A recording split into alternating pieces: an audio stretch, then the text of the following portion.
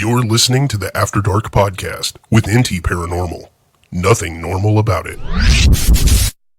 What's up, freaks and friends? We're back with the After Dark podcast with NTParanormal, and I've got Sarah with me. Hey, Sarah. What's up? How you doing? Fine. You sure? Yeah. You good? I'm good. You good? Show me your purple hair. It's awesome. It was purple before. Now it's like super purple. Oh, now I'm going to dye it back to the dark color when I get home. It's like effing purple.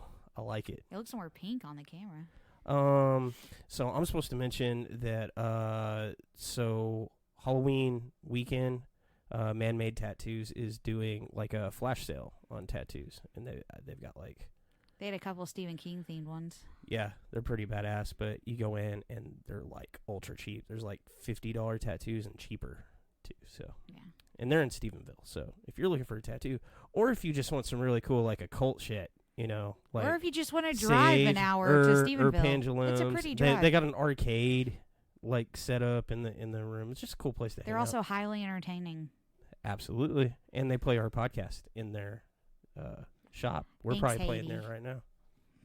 What'd Haiti say? That she likes my hair. Of course she does. I'm wearing a hoodie because it's sub-freaking-zero here right now. I love it. It's awesome. It was stormy all day today. It's like 50 damn degrees or some crap. What was really sucky is, like, yesterday it was supposed to be freezing ass cold, and I wore a sweater to work, and then I was just, like, dying from the heat, and then today I didn't realize it was 45 degrees? Yeah, I didn't realize it was supposed to be cold today, and I went just, like, wearing just a t-shirt and a shorts and was freezing my ass off. I like the cold just fine. It's just that, like, a week ago it was 98, so I don't know what to do with myself. What did your kids decide to be for Halloween? Because that's usually how we gauge what the temperature's going to be. Oh, yeah, Caitlin's going Halloween. to be a, like, an anime schoolgirl.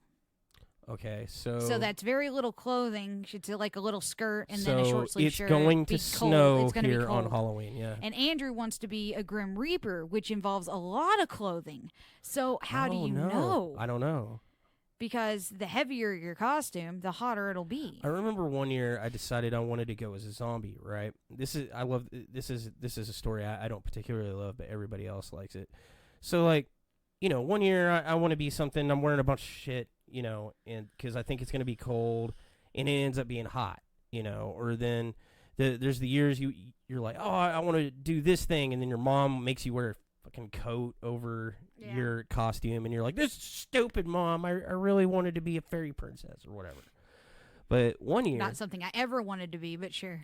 Well, one year I was a grown ass man, and I did my own costume or whatever, and I was into the horror movie makeup. Are you really a grown-up if you're wearing a costume? Absolutely, and makeup. And, you know, I had, like, horror effects on my face, and I had, like, appendages hanging off, and I was really proud of this thing.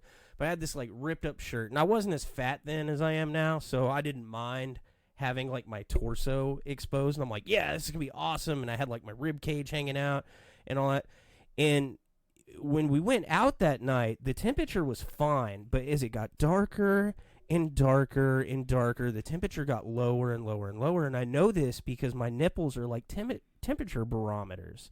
And we were all hanging out with like friends or whatever, so nobody wanted to fucking go home. Oh, I know this story. Yeah, and there was like a girl there I liked or whatever, so I wasn't leaving or whatever.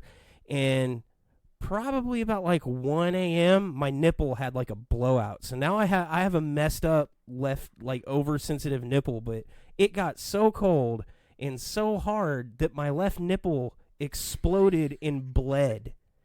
That's a thing that can happen. You can just have bloody nipples because it's too cold. Awesome. So I haven't really Halloweened outside much since then because, you know, but yeah, just thinking about it, my nipple is like having PTSD right now. I got a friend named Brittany that lives in like in the Northeast now, but she lived here for a little while. She's been doing some badass Halloween makeup on her page. Yeah, she's been doing a different face. Every day. I wanted to issue her a challenge, and I couldn't think of something good. I think I just thought of something. If she's watching, she needs to do. I doubt she's watching, but I'll message her. She needs to message her real quick. She needs to do Pinhead. Pinhead? Okay, I'll tell her we're talking about you on our podcast. Yeah, okay. She needs to do Pinhead. She's done real good. She did like a Maleficent, like wearing a hoodie.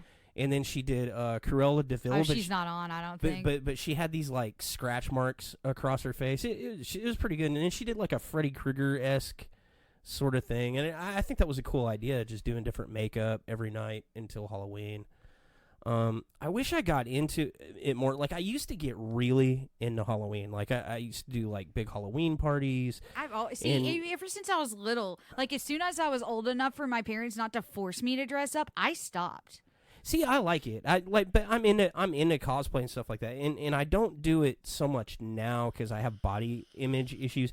And because I'm too busy. Like I don't have time to plan it. And it's probably less budget. fun with me behind you going, what are you doing? Yeah. 12? You completely demoralize just everybody who's trying to have a good time. Like, we'll all throw a Halloween party. Like, the last Halloween party I went to, I did full Ghostbusters regalia. I'm like, I'll go to the party, but I don't want to dress up. And they're like, no, you got to dress up. No, I'm grown. I don't have to do and this then anymore. you'll show up and you'll be the only asshole there in jeans. And you're just like, this is stupid. You look dumb. Why would you do this? Stop forcing me to do it. No one forced you to do anything. Dude, people have told me you can't come to the party if you're not dressed up. Then not good. Yeah, because you make everybody feel like an asshole. Why? Because you're an asshole and you hate Halloween. And it should be like your favorite season is a ghost hunter. Halloween should be... But we used to do the front yard. Because if I was a ghost, this would be my least favorite holiday. I wouldn't say shit on Halloween if I was a ghost. Back when I was married, our kind of like mock HOA in the neighborhood told us to take some of our decorations down. I was never more proud because we had like a hung dude out in the tree. I just want to murder a bunch of people and put their bodies in my yard. That's a thing that actually happened. People dying and somebody died in their yard. And I always thought that was an urban legend, but there are out of all the urban legend bullshit that's out there, there's confirmed, at least I know of one confirmed case of somebody that was putting up Halloween decorations. Had a heart attack. And was just rotting in his front yard. Mina told me to just wear a onesie. I can't because they're all made out of fleece, and that material makes my teeth hurt. Oh my God, I love My Cat is Chonky. Did you see the picture that was posted today? I haven't been on today. Oh, well, you said Freya's, I know this isn't, fuck it, I don't care. It's not podcast material, but you said... I am a party pooper. You said Freya's been, like, scratching her back a lot? Yeah. Put her in a onesie. A little baby onesie. Oh, my God, she would murder me in my sleep. Yeah, but she'd be wearing a onesie. Dude, I saw this picture of a kitty. It's wearing a onesie. It looks so mad. Of course it does. It's awesome. I love Halloween. I always liked it. My grandmother was really into it. Now she was pagan, but she's like my mom's whole side of the family. Like they got really into like April Fools, Halloween, stuff like that. This is the side of the family that used to do like Ouija boards. 4th of July has always been my jam. You just like to blow shit up. You Who can blow doesn't? shit up on Halloween. You blow up pumpkins. You can do it any year round if you have a trash bag full of fireworks in your closet. They go bad after a while. I know. That's how I got my eardrum ruptured in my car because we were shooting Roman candles out the car window at that herd of donkeys in, what's that Maypearl. We were just driving around back roads in Maypearl, like jumping out of the car and setting Maypearl, shit that's off. where Great House is. Yeah. But like Jeremy was sitting behind me and stuck his hand out the window with the Roman candle, and instead of going off, it just... Is that your what's your best firework mishap story? Everybody's got one. Jonathan is my best firework mishap story. Tell us the fireworks mishap story. God, Jonathan was like, well, here's what happens is he comes home and me and Steve are in bed and he wakes us up and he pulls down his lower lid and he says, do I need to go to the hospital? And like eye goo is leaking out of his eye. What he had done is he was putting and he was like 14 or 15 at the time. He was putting black cats under shot glasses. He'd blow it up and he'd catch the shot glass in his hand. Well, one time the shot glass blew up and threw a bunch of glass into his eye. Shrapnel. Yeah. He earned himself 14 eyeball stitches and 2200 vision in that eye. He didn't get a glass eye out of that? He almost did because his eyeball deflated. That's awesome. Oh, it was nasty. My best one, we were driving around in Craig's mom's minivan. And for whatever reason, I just had a F ton of like black cats, M80s, and 80s are the best. What are those called? Bung whistlers? Wait. It's not Joe Dirt. I don't know the real name of it. We were called Chasers? No, not those. These like they explode and then they go whee. I think they're just whistlers. I don't know. We were calling them bung whistlers. I don't know. But we're Hello, driving. my name's Brad, and welcome to Jackass. Yeah, basically. But we're driving around 820, right? And the only reason this was really fun, because we used to drive around and just throw fireworks Yeah. out the window all Who the time. hasn't? Yeah, but Craig didn't know we had fireworks this time, and it was great. And so he's just barreling down 820. We're late to go somewhere. Screamers, Allie says. Oh, okay. And Tim Cord opens up like the side door, like the whole door. What the fuck are you doing? Like, he's freaking out. And he's like, "Hey, man." And he, like, I guess he had found the bag of fireworks, like, under the chair. And he just, like, lights one. And I think he thought it was just, like... Hey, Tracy. I think he thought it was just, like, one. Uh-huh. But it was, like a whole string of black It was, cats. like, a whole... And he's, like, going to throw it out, but he can't get the whole thing out. And he's like, "Oh, crap." So he just throws the whole bag out. But we're on 820, right? The funny thing that happened is Y'all got shot? No, Oh, it that goes. sounds like the end of the No, story. it goes in the back of someone's like truck Oh my that's God. going by, and he's like, "Oh shit, dude!" And we're all looking. We're like, "What's?" And like the whole back of the truck's just going nuts, and you see the truck going like that. Craig just exits. He's like, "Oh my fucking God!" Like, that was the best. The Jonathan story's terrible, like his eye or whatever. But what's funny is the next Halloween he comes with me and Steven to my brother's house, and my brother's blowing up mortars. You know, you put them in the tube and they explode, and one of them doesn't go off, and my brother just dead picks it up and looks at it, and no one hit the ground except Jonathan. He hit the ground so damn fast when my brother did that. He has some sort of like firework PTSD. See, you grew up with an asshole big brother, and you He's not so much. and you spent a lot of time around Steven's family, and that's just that. Oh, one of their favorite games was lighting black cats and throwing Well, I them was under just the bathroom door while you're going to the bathroom. I was just gonna say it's like Lord of the Flies. They had to pull some cool pranks on Halloween. Did anything? It wasn't really a pranking time. It was Because mostly everybody a blow, was expecting It it. was mostly a blow shit up time. Oh. Fireworks just became legal in Jersey, and it's only sparkler. Jersey's the worst state. No, they're illegal in Colorado too. I love seeing people who are like, "I got sparklers," and we're like, "Those aren't fireworks." Like that is one of the few things I like about living in a Texas. big ass red state. Where you can just open carry like I'm not all for open carrying everywhere, but it is kind of nice to be able We can do to what we want. we can buy demilitarized rockets and shoot them off. Me and Jeremy and Aaron went to go buy fireworks one year, and one guy was like, hey, because bottle rockets are illegal here, the big ones. Yeah. And he was like, "I got some bottle rockets on the back of my truck." I was like, "Okay, I want like 10. So he brings them over, and Jeremy, the freaking nerd, was like, "What's the tax on that?" There's no tax on illegal fireworks, jackass. Idiot. We used to have a friend that, like a friend of the family, who runs a fireworks stand over off of 1886 Clarence, and we'd go there and we'd give him like $1,000 in the family for like 4th of July or whatever. Okay, here's $1,000, and we get like $5,000 worth of stuff. And we'd get a box, and like half of it would be illegal, like imported from Mexico, like all kinds of stuff. And it's too bad Eddie's not on here, because he was with me one year, so we were doing this like big family 4th of July. And did I ever take you out to Bethany's family's land? No, we when they talked still about had it, but no. So they had a pond, like a big stock tank. But they had dug it out because they were fracking that they sold off for natural gas or whatever. But when they did it, they made an island, like specifically that you could like paddle out to and do stuff or whatever. So we always used to go out there on the 4th of July, shoot fireworks off the island for it, and everybody liked it. Where so Eddie's out there with me one year, and for whatever fucking reason, I wore flip flops. And he was wearing these like trekker sandals or something like that, and we had Bethany's stepdad with us, which was he was like 3 IQ points shy of having to ride the special bus. But anyway, he's like ex-military. He's I know what to do. And what It's like that time Aaron scoped himself.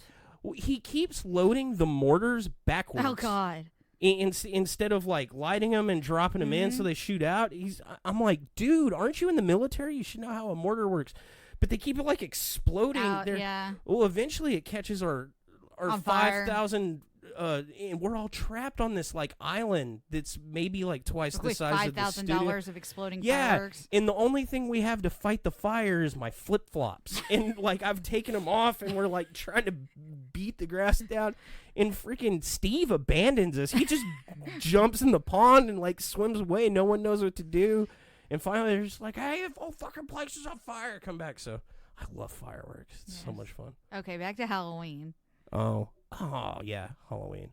But yeah, I like Halloween. And If you have property outside the city limits, you can blow up fireworks whenever you want, And just if- so you know. I buy mine every year off 1886. That is probably at Clarence's Shack if you're out there.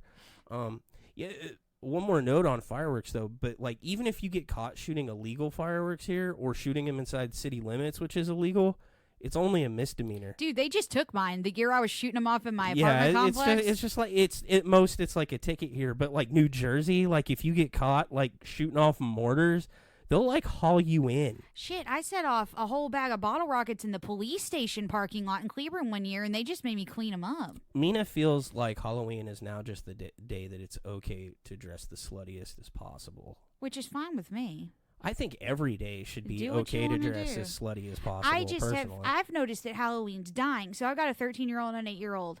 And if we go out in our neighborhood, like there used to be cool stuff in our neighborhood. Yeah. Like one couple ring like a little, home haunted house. So but no one does it I thought it anymore. was interesting. Like I thought trick or treating was always part of the Halloween tradition, and you just looked up that it started when?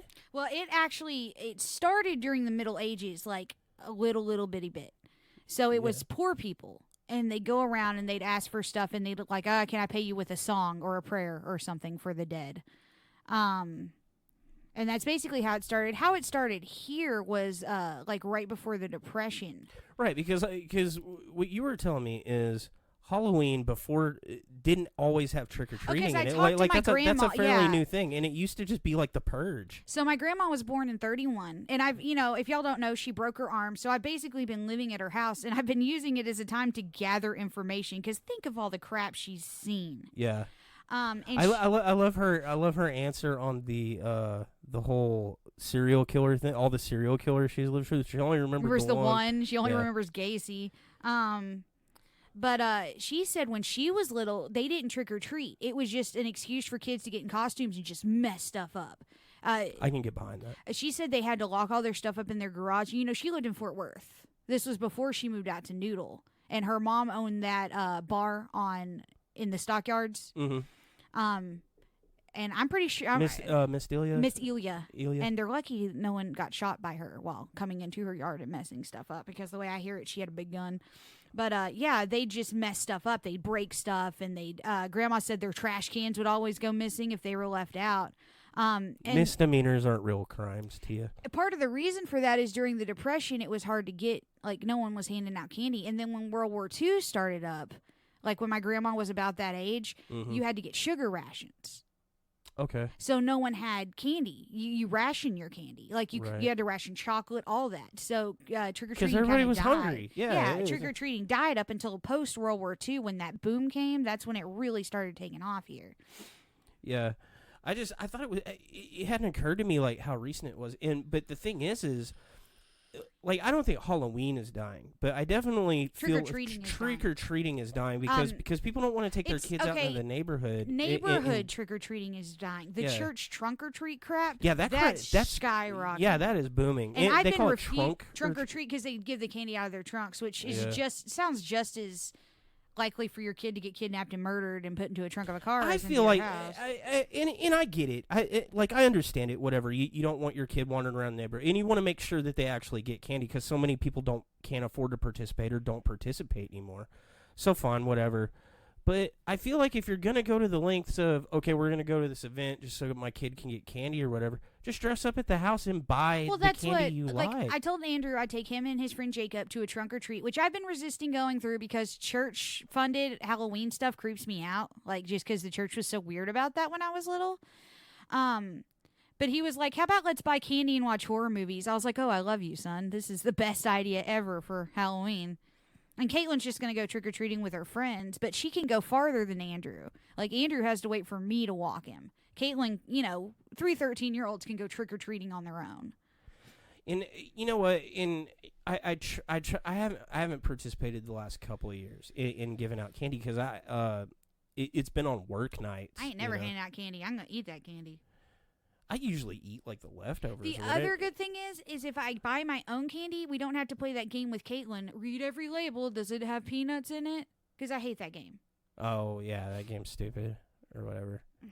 I would rather just buy the candy I want or whatever. But I did used to like initiating a candy tax on my little sister. That was always we do good. that also. Yeah. With Caitlin, it's easy. We take anything with peanut butter in it. But with Andrew, you got to kind of steal it while he's not looking. She eats peanut butter crap all the time now, though. She's been eating a little bit every day, but she overdid it the other day, and like her throat was itching real really? bad. Yeah, she kept having to make I that thought noise. maybe she was starting to get. She's like, better. over it. She's better than she was. And like the doctor said, exposure therapy, she needs to do a little bit every day, and she really jumped the gun. Yeah. And sucks because peanut butter is so good. You know, I've got an EpiPen, but if she's out and about and she does that and I have the EpiPen, she could end up in trouble. Yeah. Oh, the local high school, Julie said, is doing a trunk or treat out here. I wonder if any of the schools are doing it. I can't believe she's 13 already. She's going to be 14 in January. So my memories of Halloween are always pretty cool. It was always us going out and just causing havoc. And then, you know, I was with that group of kids that trick-or-treated just a little bit too long. Like, I don't think there is such a thing. I was like 16, 17. I was still going out and doing it, you know, and I ran into all the houses where we're like, aren't you a little old to be doing this? Mind your business. Give me candy. Yeah, give me the fucking candy, bitch. You know, and I never picked on little kids or anything like that. We didn't do that, but, you know, we'd just go out and be assholes all night. But I can imagine that. But I always liked Halloween, and I love all the scary movies that come out. See, I love all the haunted houses that pop up. There's three reasons I guess I really like Halloween. I like haunted houses.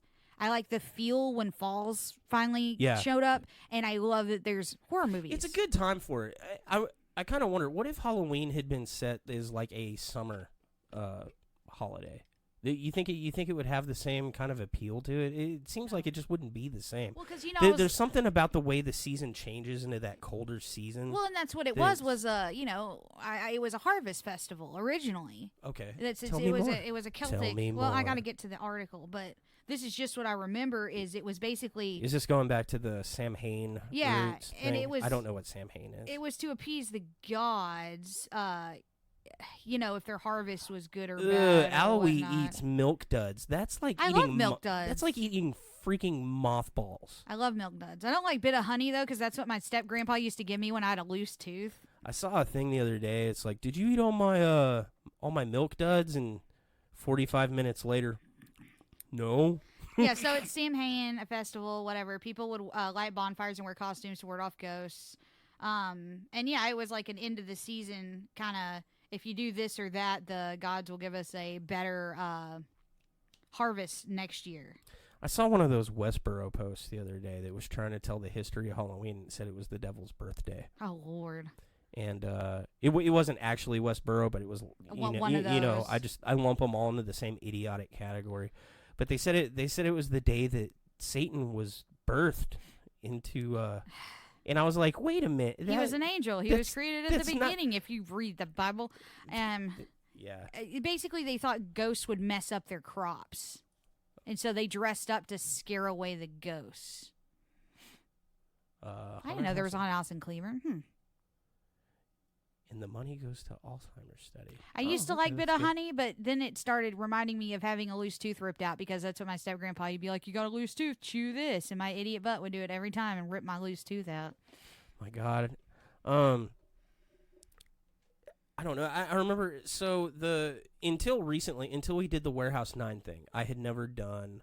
like a haunted house? A haunted house. Like the closest I had got when I was in elementary school, I think I was in second or third grade, and they always did a like a carnival, a school carnival festival thing or whatever, right? And they had like the booths. Yeah, and you could, Andrew's school does that. Right, yeah. I ended up... I don't think I won it. I think I whined about it enough that my dad bought me some video game system from one of the things. Mm-hmm. But they had a haunted house set up in one of the classrooms or whatever, and we waited in line, and we waited in line, and we waited in line. And I wanted to do it, and my dad's like, oh, my God, this is going to be stupid. But he stood there with me the whole freaking time, and we got like 3 people in, and I'm little, but I hear people inside just like screaming bloody murder. And you bitched out. And I just see they got the strobe light going, and I freaked out. I never even went in. He was like, "Are you fucking kidding me?" I'm like, "Let's go home. I want ice cream or whatever." That was the closest I got to it. And then we did the Oh my gosh, my dad took me, and the girl lived across the street from me, to a haunted house. I don't know which one it was, but it's one that still exists in Fort Worth. But we went through it, and then at the end, the chainsaw dude, like, even though they take the chain off, like, he got too close to my friend's leg, and, like, she ended up with a red mark. Yeah, because it'll still it'll still It scraped her. God, we bugged out. So I must have been 10 or 11. I ran, and I was a fat kid, and I still ran. So I feel like I like the haunted house. So I've done 2 haunted houses. I've done one twice, and I've done one once. We did one last weekend. So that's Hangman's. Yeah. So the first one I officially wanted through to Cutting Edge was Hangman's, but I feel like that one might have been ruined for me a little bit because I had already seen it with the lights out. We seen knew it all with the the lights actors. on. We had done ghost hunts Yeah. in the place, things like that, and then they started running the house, and they ran us through, and we went through twice, and I felt like I had to pretend to be scared because I felt like I was being rude or whatever. When it was like off season, so they were short on actors. Yeah, and it wasn't bad. Like I'm not. That's not what I'm saying. It's also I like the Like I like seeing it with the lights on. Like the work they put into that is really cool. I think it was creepier with like the lights on and nobody there. Oh yeah, because then when like something moved, you're like, oh my god. I went to go to the bathroom in there like by myself and like wandered into during the ghost hunt. Yeah, thing? wandered into the forest room and like I heard a noise and I just booked. I was out. Yeah, see, like that environment would be like. Chelsea's still talking about last weekend at the Scaregrounds. Oh my god, she was the cutest. That poor kid. It was so awesome. I felt so bad for her. So that was the second one we did. So we had actually that wasn't what we were planning. We were going to do the ghost walk again. Yeah, we were just going to go do the ghost walk because we had nothing to do. We were just tooling around. But then we found out places. that Baker's all fenced off because they're Right. doing the reconstruction. Yeah, guys, Baker is coming back in 2021. 20. I thought it was 21. Oh, it might be. It might be 22. You know, my grandma went in there when it was active, Yeah. like still working, Yeah. whatever. And I know for a little while they were finally giving out like some tours of like the first floor, whatever. Grandma said it's gorgeous. It was gorgeous on the Oh inside. yeah, It it was one of the premier hotels in the whole world. It must have been dying down though, because she said they were turning it into apartments. Yeah. Anyway, so like we just walked around downtown or whatever, and then we go off this like little offshoot. And we just when stumble our into friend a haunted house. Allie, she's watching, and her daughter Chelsea, you know, they showed up to come hang out with us because you know we just hadn't hung out in a while, and we were walking around, and we just find this like abandoned hospital in the back, but it says like haunted house on it, and we follow the signs, and we're like, holy crap, it's the old Nazareth Hospital. And they're running a haunted house. Also supposedly haunted. Yeah, it's like supposed to be insanely haunted. But we found videos of people doing ghost hunts there. No, so it wasn't people doing ghost hunts there. It's the owners of the property do ghost hunts there, and sometimes they'll do like some tours or whatever. Apparently it's not like just super easy, like you can just pay and go and do a ghost hunt or whatever. So I'm talking to them, and we'll probably make that happen actually. But anyway.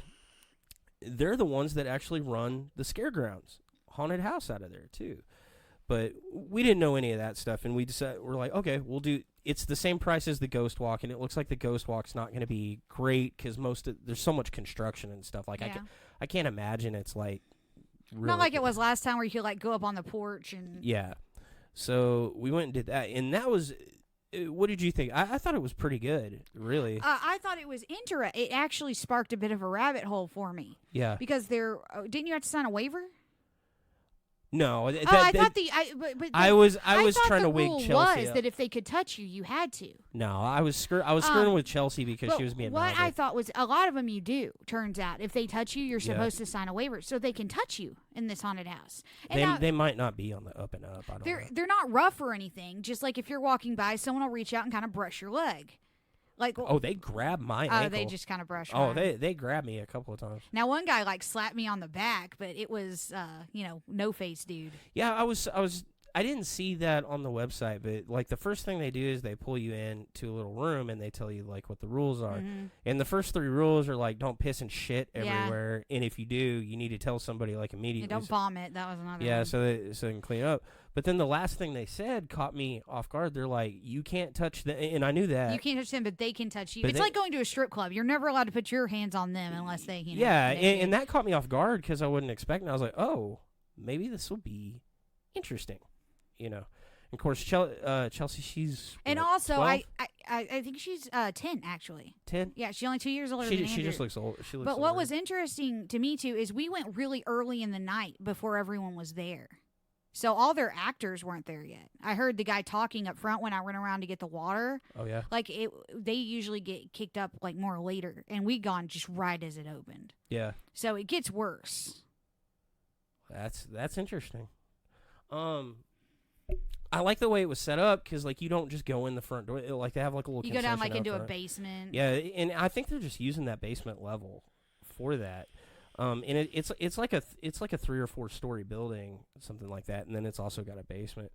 But it was really interesting to go in there. So the thing, I think the ghost hunting thing has kind of ruined the haunted house attraction aspect of. When your night blindness doesn't help either. Yeah, it's ruined. I'm not necessarily night blind, but I definitely can't Pretty see freaking night blind. I can't see well in the dark. But it's ruined 2 things: ghost walks.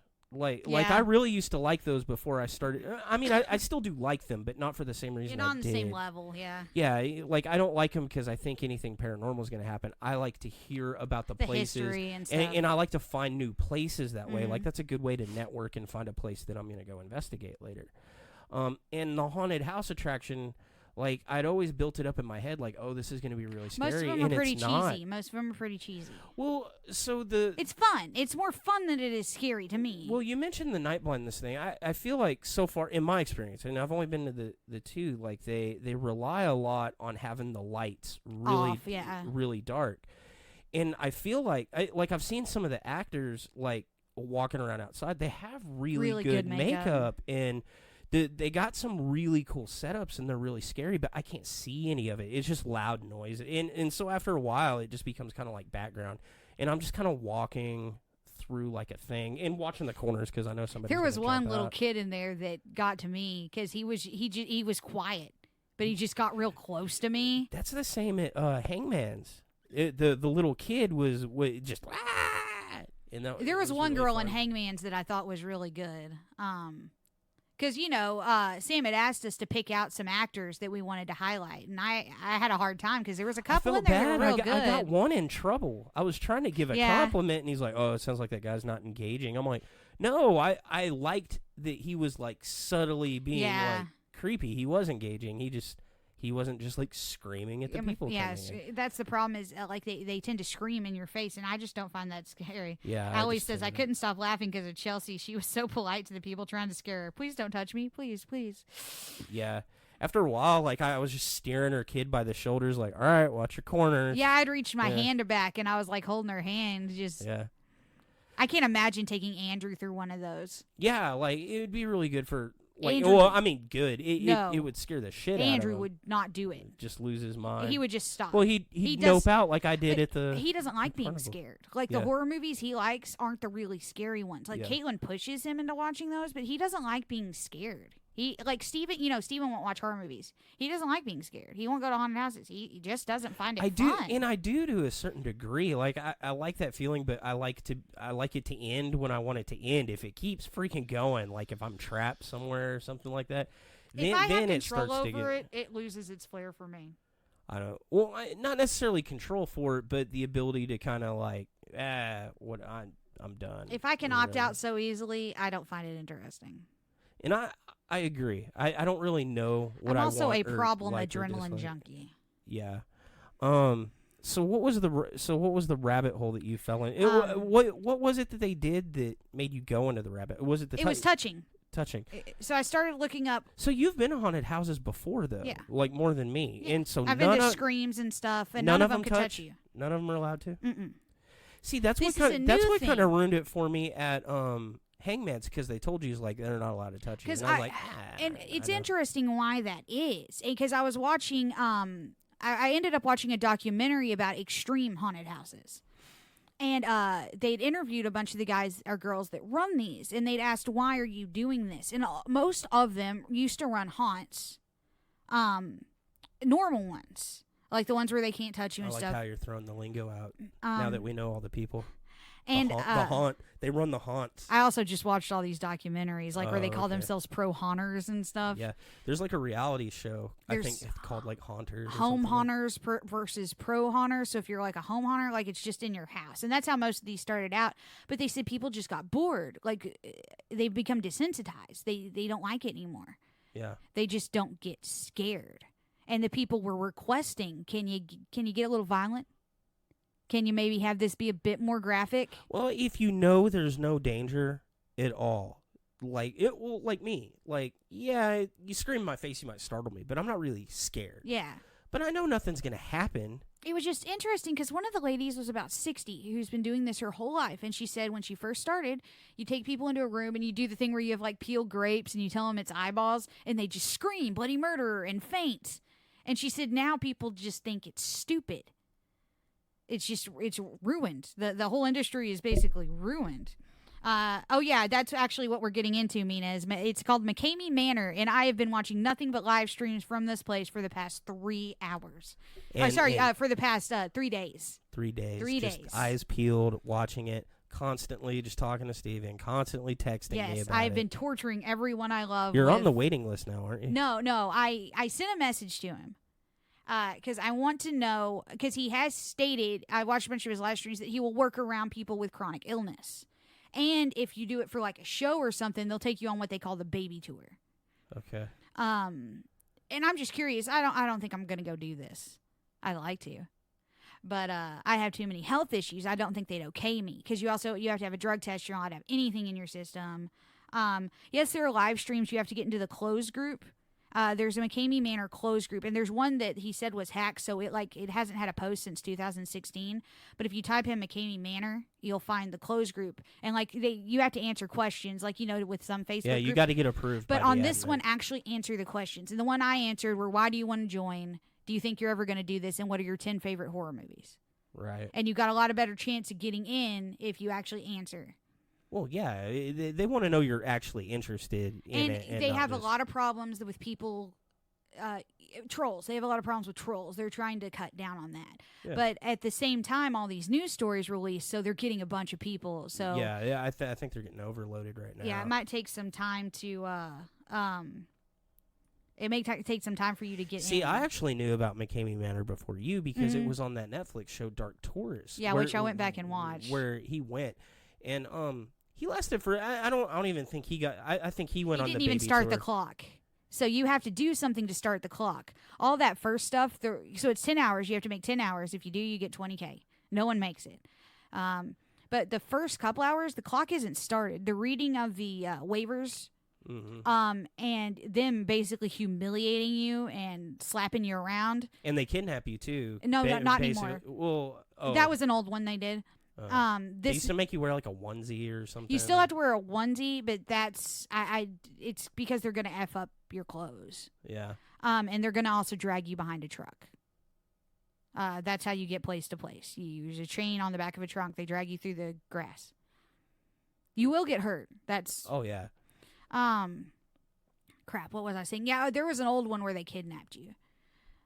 I was on, but anyway, yeah, you have to do the first task to start the clock. You have to find the first key. It's like a giant escape room. So you get cards. You get 6 fail cards, and that's you can hand in if you're done with something. And then the week before it, he'll give you tasks to do around that town he lives in Tennessee, and you can get up to 10 more of these fail cards.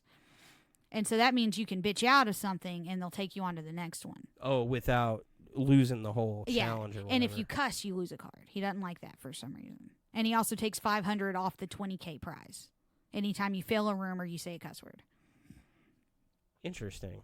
McCamey Manor is open all year, but there's about an 8-month wait list.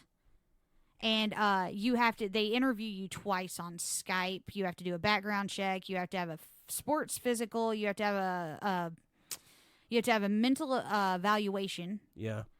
They definitely want like an EKG and stuff to make sure your heart, because they had someone had a heart attack in the old one, and you have to have a background check. You have to do a drug test, and they have to screen you because he gets people trying to sue him all the time because he's cutting people and stuff. Yeah, he's torturing you. It's literal. He's torturing you. He was in the military for 23 years. I mean, part of the he thing interrogated is, people. They're waterboarding you. Yeah, they're pretty much burying waterboard. you in a coffin. They're putting tarantulas on your face. What I think is interesting They shave your head. is the way you pay for this is with a bag of dog food for his dog. He also asked for a donation, but you don't have to, and it's to the Greyhound Rescue. So crazy. But and that's the big one that's got a lot of publicity. But there's other, but the This other isn't the ones only are haunted house started like to ramp this. up. And there's two of them I know of. The first two I ever heard of that were ramping up. They're just they're like the haunted houses we've done, and they can touch, and I knew they could touch and stuff like that.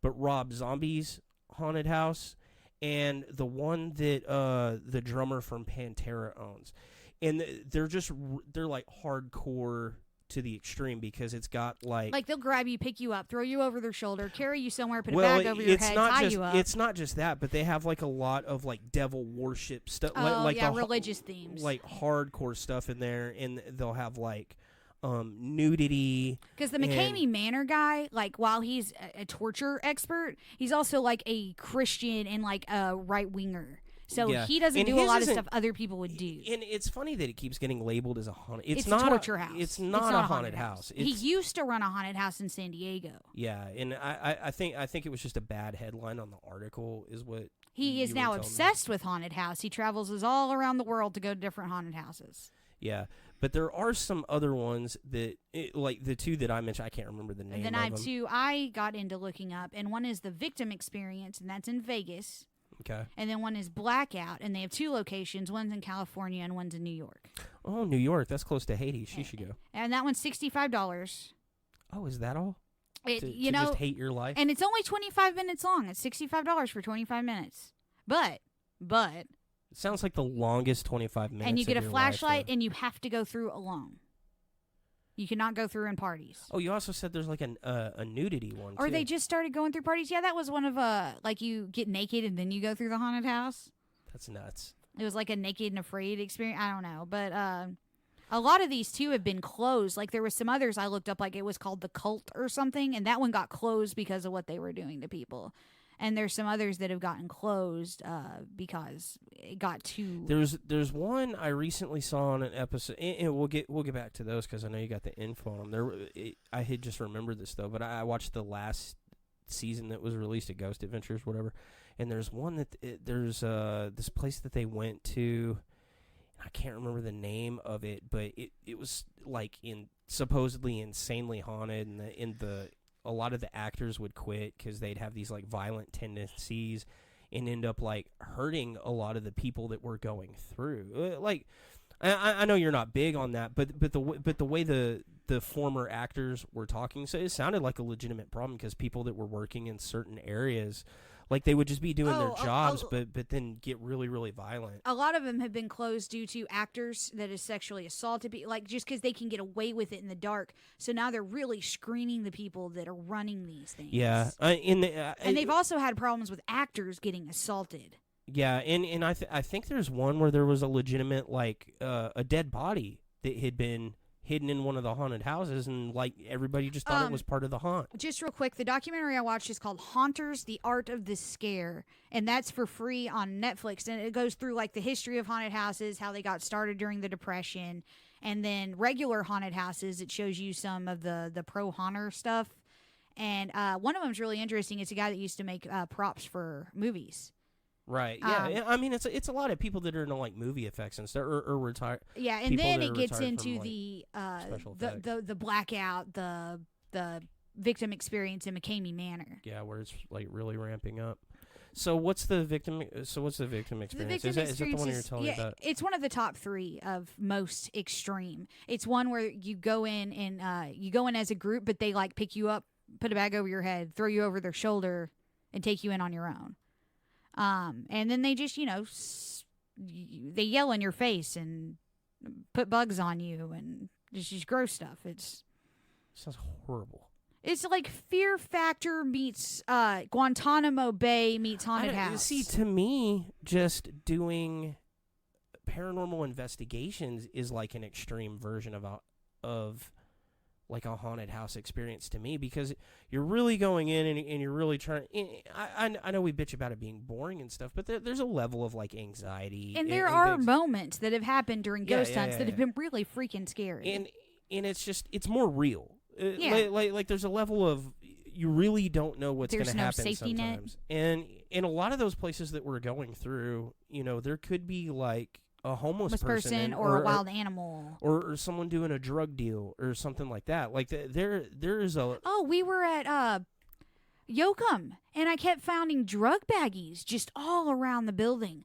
Like, I found 3 or 4 baggies of methamphetamine. I was like, they were empty, but obviously that's what had been in them. Nuts. But I was like, obviously people were making drug deals at this place. I'm not sure if we should be. And I didn't know that until the next morning, because I wouldn't have let you leave the equipment if I'd known that. Oh, yeah. Well, I only left like a few cameras. But it was only on the outside. I didn't see anything on the inside. Yeah, I don't think people were going in there so much, because the they guy have someone that on staff that watches the place. Yeah, the guy goes in there pretty regularly, and they rent it out for ghost hunters a lot pretty regularly. So it's not really abandoned. It's just in ruin. There's some really good urban explorers on YouTube. They're called The Proper People, and my dad showed them to me. And more than I'm once, obsessed with those I love videos. The Proper People, and more than once they've run into homeless people.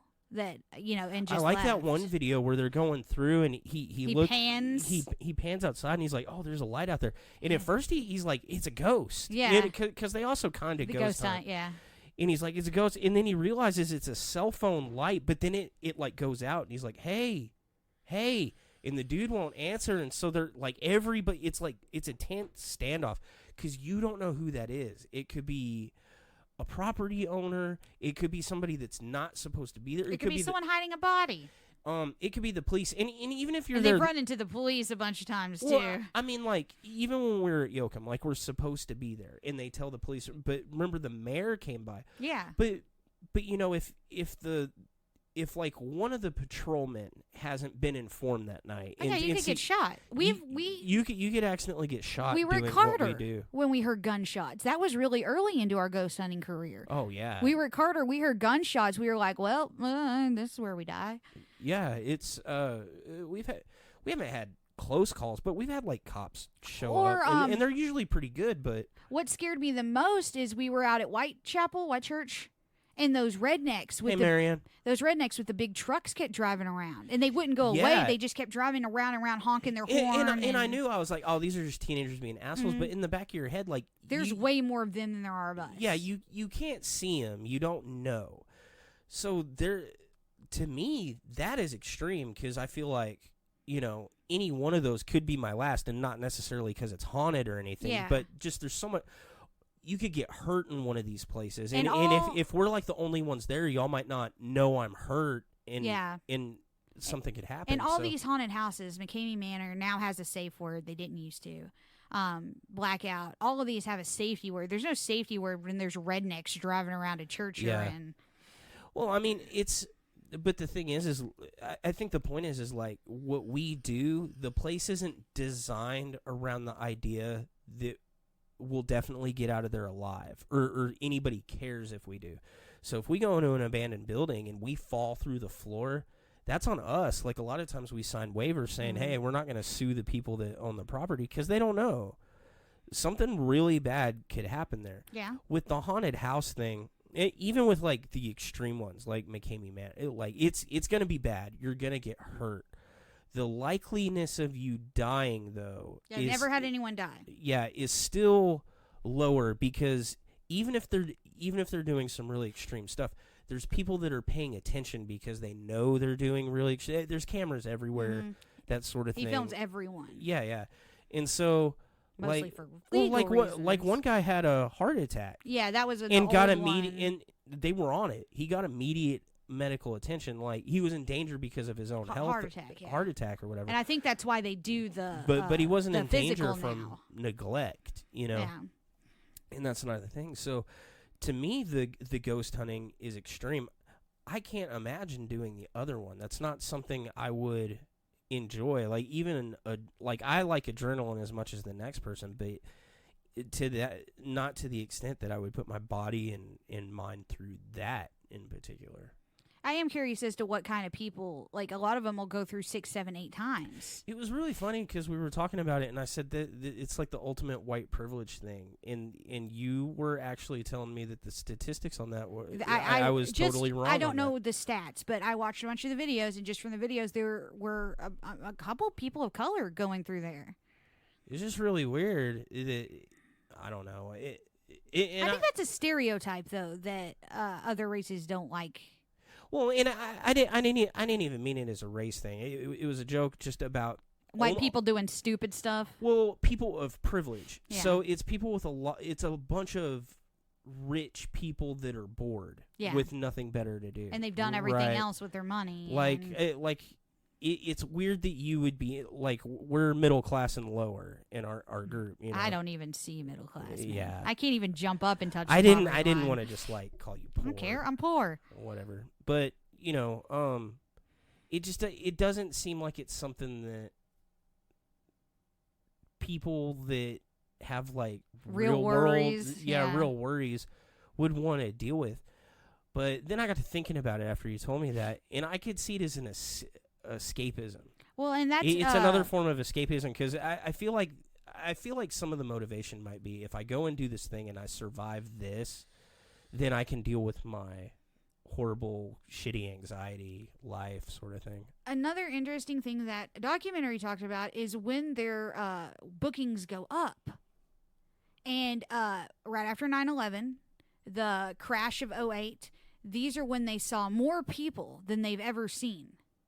So when people are in tough times financially, when something really bad has happened, like all country encompassing, more people show up. And see, to me, that sounds exactly like what I was saying. It's a form of escapism, because that trend also follows with going to the movies. So during the Great Depression is when going to the movies like skyrocketed. And you would think it wouldn't, because nobody has money to do anything, but it's the only thing to distract you from your awful, shitty life. Yeah, and it's cheap enough that you can make it work. Like even when I'm having money problems, I can still afford to go to the movie theater. Maybe I won't buy popcorn for $15, but one of the guys said the funniest comment he got was a guy going in there, and he said, "What's scarier, this place or my 401k?" Because it was after the stock market crash of 08. Yeah. It is weird that it's a depression-born industry. Haunted houses, they didn't start until the Great Depression. Yeah, I do find it weird that there was a huge spike after the Twin Towers fell, though. Like after you would think people weren't. They thought there's a place called Knott's Farm, I guess, and every year they do a Halloween theme thing, and they said they saw so many. They didn't think anyone would come. They said, "Do we even do this year?" Because, you know, it's right after September. Everyone's still feeling it. But no, they said that it was flooded. They got more people than they've ever gotten. I don't know. I can't even begin to deconstruct that. I know a little psychology Something stuff, awful happened. Let me go be scared of something fake for a little while. Yeah, just, I don't know. I guess it's just the escapism thing. So, you're doing a lot of research to see what you got to do to get into some of these places or whatever. You got to do the medical, physical. The blackout one is my goal. You said you get to opt out of some. At McCamey Manor, they have the 45-page whatever waiver, right? And you get to pick 2 things you can opt out of. But of course, in the interviews, they ask you what you're scared of. Mm-hmm. So he only does groups of 1 or 2. Right. So it's tailored to you. Yeah. And you do get 2 things you can opt out of, because like mine would be, I don't want to eat or drink anything, because they do the fear factor shit. Eat this bug, meh, meh. Or a lot of chicks opt out of having their hair cut. I wouldn't care. I wouldn't care, but a lot of girls do. Before I cut my hair off, that's something I never would have. Like, it horrified me, the thought of cutting my hair short. That was I used to say if I ever got cancer, I wouldn't do chemo that would make my hair fall out. I'd rather die. Yeah. girls get real attached to their hair. I guess boys with long hair do too. I don't know. It takes a lot I'm of time to sure. grow it out. I just mean for me personally. You I can don't also care. opt out of the tooth pulling. What? What? They pull your teeth? They have had some people get their... The person who got their tooth pulled was his girlfriend. It seems like So it she seems probably like a already. stunt. she I was probably watching a already video did it today again. of a girl that was going through, and they sit her down in a chair, and of course, they put you in sensory depth. They cover your eyes, your ears, and there's something going through the headphones. So not total sensory depth. They're blasting some sort of... propaganda or Well, something. he's real... Static. He's smart. He repeats certain phrases. They stress your body to the yeah, max. it was real interesting how you were describing. You were saying like It's some 'cause MK Ultra he- mind control shit. Yeah, because he calls it hypnosis. But it's not hypnosis. Yeah, we know more about that than the I average do think he bear. does use hypnosis in the sense that he puts you into a more receptive state, the meditative thing that Yeah. they do, which is just what hypnosis is. It's forced meditation. But I think what he did. So the thing is with hypnosis, some people are receptive to it, some people aren't. I think the way he makes it so that Everyone's receptive is to they it. torture you. Yeah, is he's breaking you down mentally. So just like what you said, you have to read the whole 40. You have to read thing. the 40 page thing out loud, every word. Right. You have to read every word, and That's he mocks pretty- you while you do it. It's pretty exhausting. And It's then you do all this during the day, and then they take you around and they humiliate you. yeah. Like you saw if you watch the Dark Tourist show. And then after that, they start the whole dumping cold water on you stuff. They want you to be hypothermic or hyperthermic because your brain doesn't work as well. Yeah. And they're riding a fine line. No one's ever died, so obviously they're good at it. So by that night, you've been humiliated, you've been mocked. They pulled your hair. They probably slapped you a few times. They Not slapped hard. you around. You're hurting. And You're physically exhausted. They make you're you jump, physically exhausted. run. You haven't, and so after probably like a good 12 hours of this, like you haven't had enough sleep, And the clock hasn't started yet. and the clock hasn't started, and you know all this too, Mhm. and so you're like, oh my god, we haven't even started. And they yet. tell you, they the whole time they try and get you not to do it. But of course, that's reverse psychology. Then people are just doubled the freak down. Yeah. Well, and their safe word is you don't want to do this. No, their Yeah. safe word is something different, but I think they have to look at the camera and say you don't want to. it's do like this. it's like a paragraph long safe word you have to say. Oh yeah, so you don't accidentally just you have to really want to quit or whatever. They used to not have a safe word at all. They'd only pull you out if it was medically necessary. But yeah, you're made to go to a point where you're completely receptive to stuff, and then the clock starts. You have to start your first task. But what the video I watched, it was this girl, and she'd already been in there for like 4 hours, so she's mentally foobar. And then he starts cutting on her. He shows her, I've got a box cutter. And he takes it and he puts it on her arm. Now, I was really watching this because he's also got syringes set up. So I'm really watching this because I don't believe he's actually going to cut her. But I think he did. I think he cut her. I think he only cut her a little bit and made it look worse. Yeah. And then he takes the needle and he pretends to inject something into her. But man, the way he pushed down that plunger, I can't imagine what could have been in there. I don't think he actually put the needle in her skin. Because if you've ever given someone a shot into a sub-Q or muscle shot, you can't just jam that plunger. There's a lot of resistance. Well, it's the same thought process behind like. But she believed it. If you torture somebody enough, right, and you tell them I'm going to put a hot coal on your back, and they believe it, and then you put ice on their back, They'll scream. Well, not only will they scream, but your skin will sometimes blister. React. Yeah, because your brain. Somatoformic or psychosomatic stress response. Basically a placebo or like sort of thing. He's got you in sensory depth and they've been messing with you, and then he'll say, I'm going to cut your hair, and then they just run some buzzers.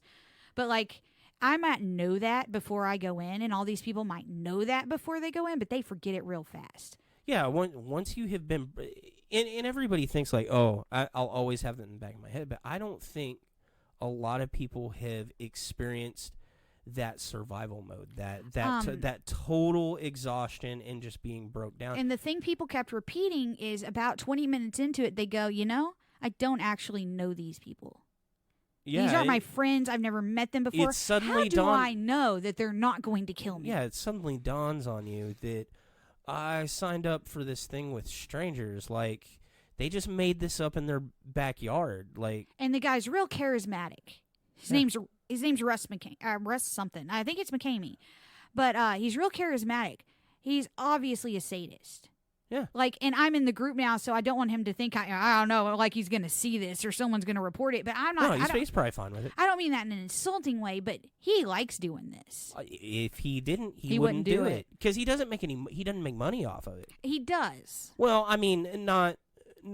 I mean, he makes Not enough. from the. But he's not like sadistically rich. But you they know? do bet on it in Vegas. You get odds on how long you're gonna make it through, and they bet on it in Vegas. Yeah, I would bet on you. I wouldn't. I bet on me to make it about 20 minutes. Yeah, I would bet on insanely low, sort of. And what's funny is girls usually make it longer, he said. Have a higher pain tolerance. Not for, just for that, one. it's a complete loss of bodily autonomy. Girls are more used to not having bodily autonomy. That is a sad and true fact. Yeah. Because you guys grow up just knowing you could be like raped or sexually assaulted at any given point in time. It's not something that guys really grow up thinking of. I mean, I didn't. Yeah. I don't know if that's because I'm a dude or just because of the class I grew up in or whatever, but I don't know, but they said girls make it longer, and girls are the most people that do it lately. Almost no boys are doing it. It's mostly girls. boys are pussies. That's what he said. He got on live stream. He's like, "What's wrong with you? You pussies? Come on." Yeah, pretty much. Military people, I think, are some of his favorite to go through there because he's ex-Navy. Yeah. Well, you know, and I bet there's two modes of military. There's people that have really done some stuff like combat or been in POW camp. I bet they don't go do that. Honestly, He says he does see a lot of people with PTSD and anxiety disorders and depression. Yeah. Okay. Well, that's surprising. I don't even know how to Because unpack that. It's so hard to reconcile the person he is when he does these live streams with the person he is when he's torturing these people. Because he says, "I'll work around it if you've got diabetes, or if you have some other health condition, or if you only have one leg, or if you're blind or deaf." He says, "You can still come do it." Yeah, he sounds like, I'm a really Or caring guy. if you can't physically run. He said, "I just need to know it," because the worst thing he gets in there are people that lie about stuff they can do. Yeah. And then they can't, and they end up getting hurt. Yeah. Well, because I don't think he wants to. He probably does care. He probably doesn't want to He also permanently. doesn't want to get sued. Yeah, And you that's don't a good want. Lots of motivation. people have sued him. He doesn't want it to stick. Yeah.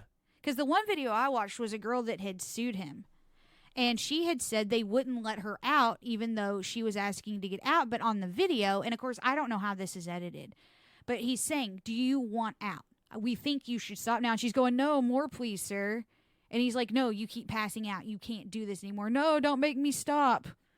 And then she turns around and sues him for not letting him out. And of course, like I said, I don't know how that was edited. I don't have the knowledge to know that. But it really looked like she was like, "Please, mother, may I?" He's like, "No." I'm sure he has a damn good attorney And on retainer. And that's why he videos every part of it. Yeah. He doesn't show some of the stuff that goes on in the back because he doesn't want people to know what's going to happen. But, yeah, they filmed the whole thing. He also says he's a camera dude and likes to get certain shots. I think mostly people in abject terror. I'm kind of right there. It is interesting to me. It's not something I want to experience. Like, I would like to be behind the camera on it. I would love to go see I don't what want to be happens. buried in a freezer. See, that wouldn't bother me. There's a lot of stuff he does that would not bother specifically me. And he probably wouldn't do any of that stuff to you. Yeah. Because I feel like he'd know if I lied about what I was scared about. So, okay, you're wanting to get into this place. So, No, I want to do blackout.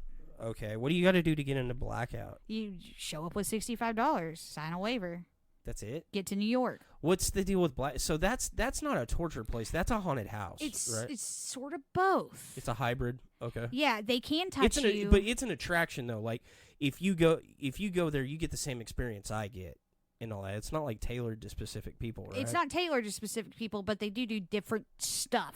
I think I haven't seen as many videos of this place. They don't release as much. Okay. It's black. Obviously blackout. It's pitch black. You have a flashlight. You get a flashlight. And I actually think they recently said you could go through as a group now, but you used to couldn't. Only one person. And they said, people run at you, knock you down, throw you over their shoulder. You might get tied up. You might get a bag put over your head. Now, they're not giving you black eyes or breaking your bones like they are at McCamey Manor.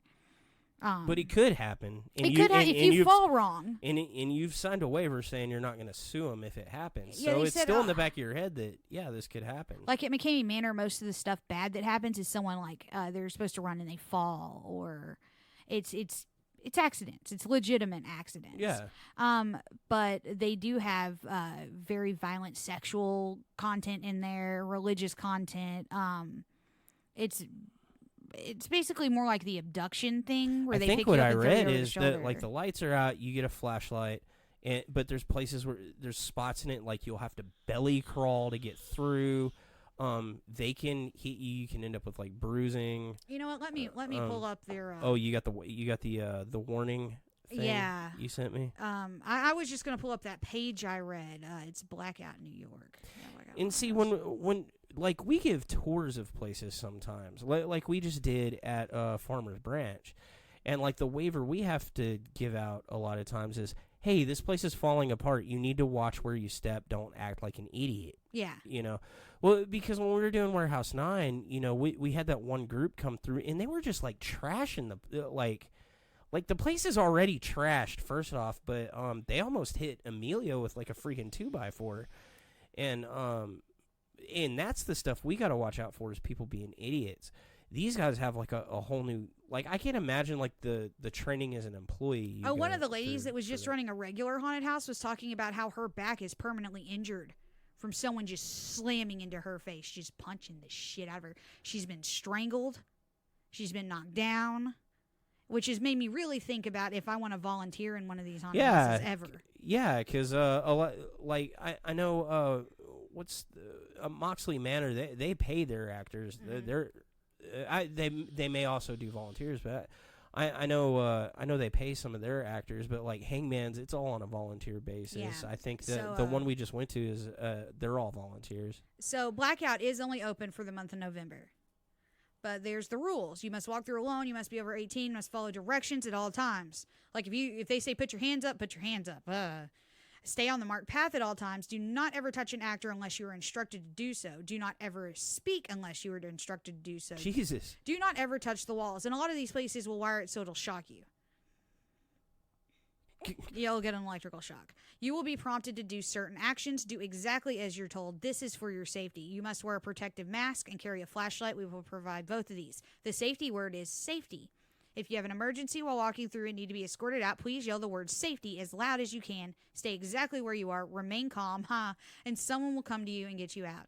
If there is an action you absolutely will not do, please yell the word safety as loud as you can. Stay exactly, repeat.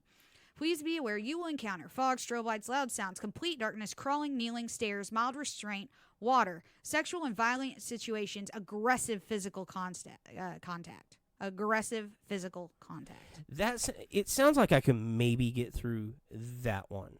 They said a lot of people do get through this one. They're not offering a reward or anything. Yeah, it's $65 for 20. It just sounds like, hey, this is a regular haunted house turned up to like 11. And they can hurt you. Yeah. The other difference is that's 25 minutes. McCamey Manor is 10 hours, and that's once the clock starts. Right. And so I was watching a guy go through, and the documentary's on the McCamey Manor site. It's called Pro Haunter. So it's a guy that makes haunted houses, and he's going through. And the first task they have for him to do is crawl through a plexiglass glass container with rats. And he has to find the key. It's like a maze with rats in it, and you have to find the key. See, when I watched any of the stuff on McCamey, I don't remember the tasks or any of that because it almost sounds like it's very new. So it sounds like a game one. show. It sounds like Fear Factor. That's what he says. It's like a game show plus Fear Factor, like like I said, like Guantanamo. But so he's only been running this one for 2 years. And that's the one that's running in Tennessee. His old one was different, like the one you saw. Now, the one on that show, Dark Tourist, that was one of the first times he was running this new one. Okay.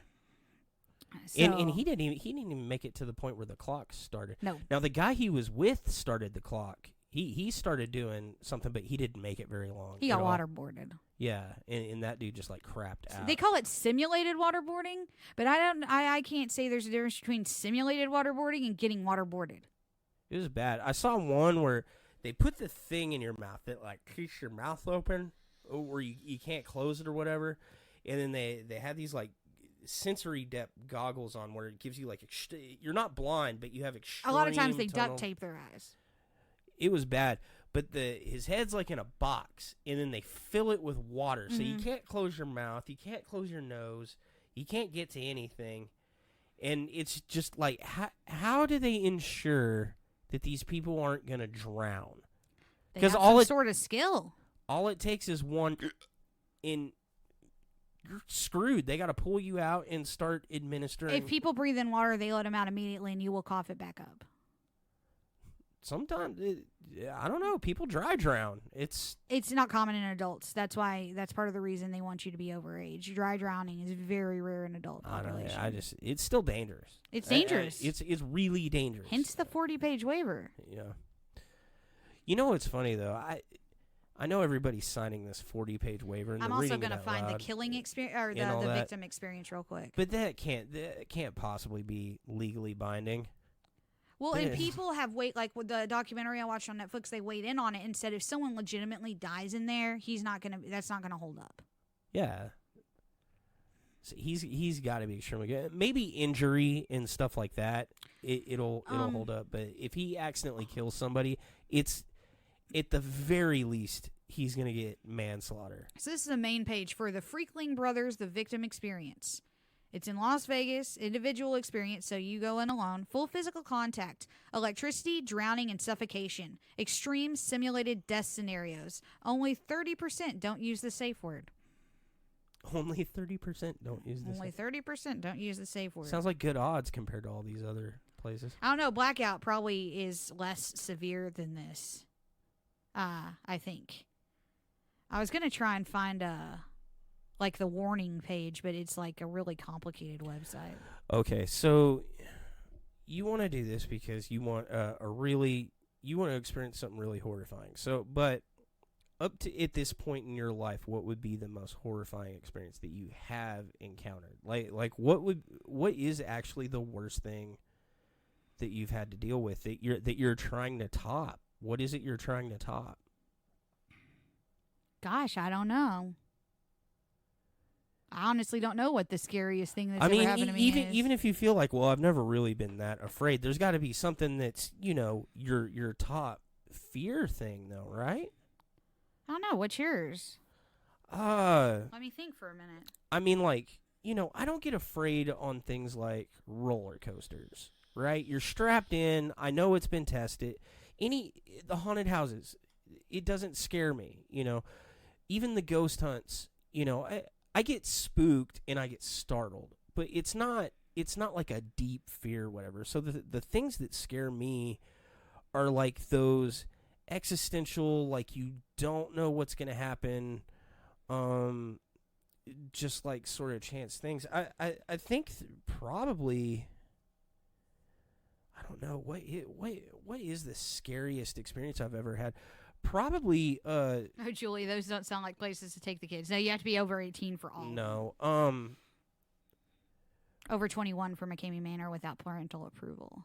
Probably the scariest thing that happened to me is getting lost in the woods while I was camping with Craig. We were out screwing around, camping with his dad or whatever, and him and Tim thought it would be funny to just sneak off. And I mean, I'm more skilled at stuff like that now, but I didn't know how to find my way back. And we were like pretty. I don't even know where we were camping, to tell you the truth, because I don't know where his dad took us. That was pretty scary because they left me out there for like a good 3 or 4 hours, and it was like pitch black. And I definitely didn't like that. Like the isolation, any kind of like isolation stuff, really really bothers me. I don't. If I really feel like I'm 100% alone, yeah. I don't know. I think for me there's different like types of fear. Like if we're talking about like things that really just make me like scared in the moment. Are we talking about panic or are we talking about fear? I guess we can talk about both of them separately. So because my fear one is different than my panic one. Yeah, my fear one is going to be like isolation, not being able to get back, or any kind of like claustrophobia. So my fear one would be when I had a pulmonary embolism and I couldn't breathe that Sunday morning in the hospital, that would do it. And I thought I was going to die. Was it the fear of thinking you were going to die, or was it the fear of the feeling you had? Like it was the fear I was going to die. Oh, okay. Because even with 2 nurses in my room, they couldn't help me. Yeah, well, that would be really freaking scary. They just kept telling me, breathe. I can't breathe. That's the problem. And I knew that if I passed out or something, they were going to shove a tube down my throat. That's probably the most fear I've ever been in. And also the feeling of not being able to breathe will make you real desperate real fast. Yeah. I think the most panic-inducing thing recently is that VR thing that I've been doing. So that it really throws your fight or flight into gear. It sounds really silly, right? Because on a lot of, like, the graphics are great, don't get me wrong, but they're not. A lot of them are cartoony. But a lot of them are like cartoony. Like I was playing the Spider-Man one. Oh yeah, I was watching the vertigo from being, and it looks like the graphics when you're in there, it's akin to like original PlayStation maybe. Like it's not like real. Some of the games are real well built like Moss, but some of them are just kind of meh. Yeah, some of them you can tell like they didn't use the best textures ever, but the fact that it surrounds you and that you're in the headphones and you adjust to it. It's more sensory depth. Well, your brain adjusts to it and at some point goes, okay, this is reality. That's why they have all those videos of people just falling on their faces while they're playing and so I was jumping around as Spider-Man, and even though it doesn't look realistic in the least, it looks so unrealistic that I know I'm in virtual reality. Like it's not like I forgot. And I still but still, you go to jump and swing and do some stuff, and suddenly you just get this oh, I'm gonna puke. Oh my god! And like every time I would like jump and hit the ground and stop suddenly, like I would keep going. Like I was like, what the? Like it was weird. It made no sense. So it's the same thing with the scary games, though. The Exorcist game, Resident Evil. I see the one I played for a long time was Resident Evil. And then there's another one that I'm having a hard time with. It's the do you remember the name of it? Was that the one with the burning people on the subway? Yeah, I'm like walking through the city. And I just watched your live stream. I didn't actually watch it. Yeah, like it's I was I've been videoing him playing some of these games, and I'll be posting those on my Facebook. But it's great amusement. You know what's different about those than the haunted house? They're not relying on the darkness. They're relying on the fact you see everything. I see everything, and I can't look away. Like what's cool, but if you're playing it on a screen, like we used to do that. We used to stay up real late at night, play Resident Evil in the dark or whatever. Mine was Silent Hill, but I'm glad there's not a Silent Hill game for that. There is PT. The playable trailer thing. Yeah, you can play it in VR. It's freaking awesome. It's so cool. Hideo Komoe is trying to. You can't anymore. You got to like hack it to get it. Man, then why you get my hopes up? I mean I can probably figure it out. I hate you. But we used to stay up and play those. Silent Hill was another good one. I remember my dad got me the first Silent Hill and left me alone to go to church for do choir practice, and came home and I just was sitting on the couch with every light in the house on. Yeah, and that was great. But there's a means of escape. So you've got the screen strapped to your head, and not only that, it's got tracking. So if you turn your head in the environment. It's not like they're clockwork oranging you. It's they put you there, and it tricks your brain. Like it is very cool. You feel the locomotion, and it gets scary. So like you're watching because it plays over the screen. You're watching. You're like, this is stupid. This is dumb. Because I'm like, there's something behind me. It freaks me out. Like I like it, but because I know it's fake, but I don't like it. Because it really gets my adrenaline going. See, and I don't particularly like it because I don't like those kind of games. It is interesting for me, and you know what? It's got that realism feel to it because I know that in that game something bad's gonna happen. Like it's not like the randomized sort of like we're going into a place and something well that's what I'd asked at one point is why can I go in all these places just fine, but when I'm playing Resident Evil I want to cry because it's designed to fuck with you. Yeah. That's why you know that there's no, if you keep playing, there's a bell curve. At some point, something's going to happen that you're not going to like because it's designed to do that. Oh, I figured out my panic moment. Okay, go ahead. Okay, No, you finish yours. I don't know. But Which game was it that did it? The Exorcist The game. Exorcist. Which is funny because, like, nothing so far in the game has, like, attacked me. There's just a loud growling noise. Okay, so the very first mission in there is you're going through a church that's been like desecrated. Also, it probably helps that like I follow the books, the first book in Legion, and I really like the Yeah, I've only read the first one. The movie, and I'm really into it, and I already have this like fear of possession in the back of my head I don't believe it's a thing, but there's that part of my brain that goes, well, that could be a thing. But maybe. Yeah, and so things like that kind of bother That's me. like me on a ghost hunt. Ghosts aren't real, but maybe. Yeah, what if you're wrong? You know? I'm wrong a lot. It could happen again. So, but the church is real dark, and like, you can't run in it. Like, you can only walk, and you're just looking for clues and stuff like that, and you've run into a dead body, and you're flipping through stuff, and they have all these creepy recordings. But eventually you start having to walk back out into the church, and you just hear this like right behind you, and there's nothing there, and then you walk out into the church. Well, when you first walk in, that video's on my Facebook, by the way. well, Of him going, there's growling. yeah, it's horrible. But when you first walk in, there's a defiled statue of Mary, and she's got like blood all over or whatever. And you go into the office, and then you come back out, and you hear the growling, and you look around, you walk a little bit further, and then you look back where you hear it, and the statue has moved. Oh, it's an angel. It's a weeping angel. Oh, no. It's exactly what it is. And though, ironically, those are the scary episodes of Doctor Who. That that one get and me. the Are You My Mommy episode. Oh, are kinda God, creepy. yeah, that's pretty horrible. Um, And then, so you try to go, like, somewhere else, and you turn around, and the statue's right up in your fucking face. Like, it's there. Just, like, it doesn't do it anything. reminds me of the old Slender Man game. It's horrible. They should make a Slender Man VR. Yeah. It would be really good. See, mine was, we were living in a duplex in Cleburne, in Nolan River. And there's some backstory here because we've been living in a trailer in Crescent, and some stuff had gone down there. Some really creepy stuff. Your normal haunting stuff. Let's just call it that. But we've moved into this duplex in Cleburne, and, you know, there's a front door and there's a garage door. So there's and a sliding glass door. So there's 3 exits. But I'm in my room, and there's, like... It's almost like the Needful Things. I think that's why I got so scared at Needful Things, because it's the same sort of scenario. There's no way of getting out of my room. The window's painted shut. And we've had some weird stuff going on here. Like, the cats won't go into my closet, even if I put the food in there. Hearing noises. Getting woken up out of sleep to someone talking when no one's there.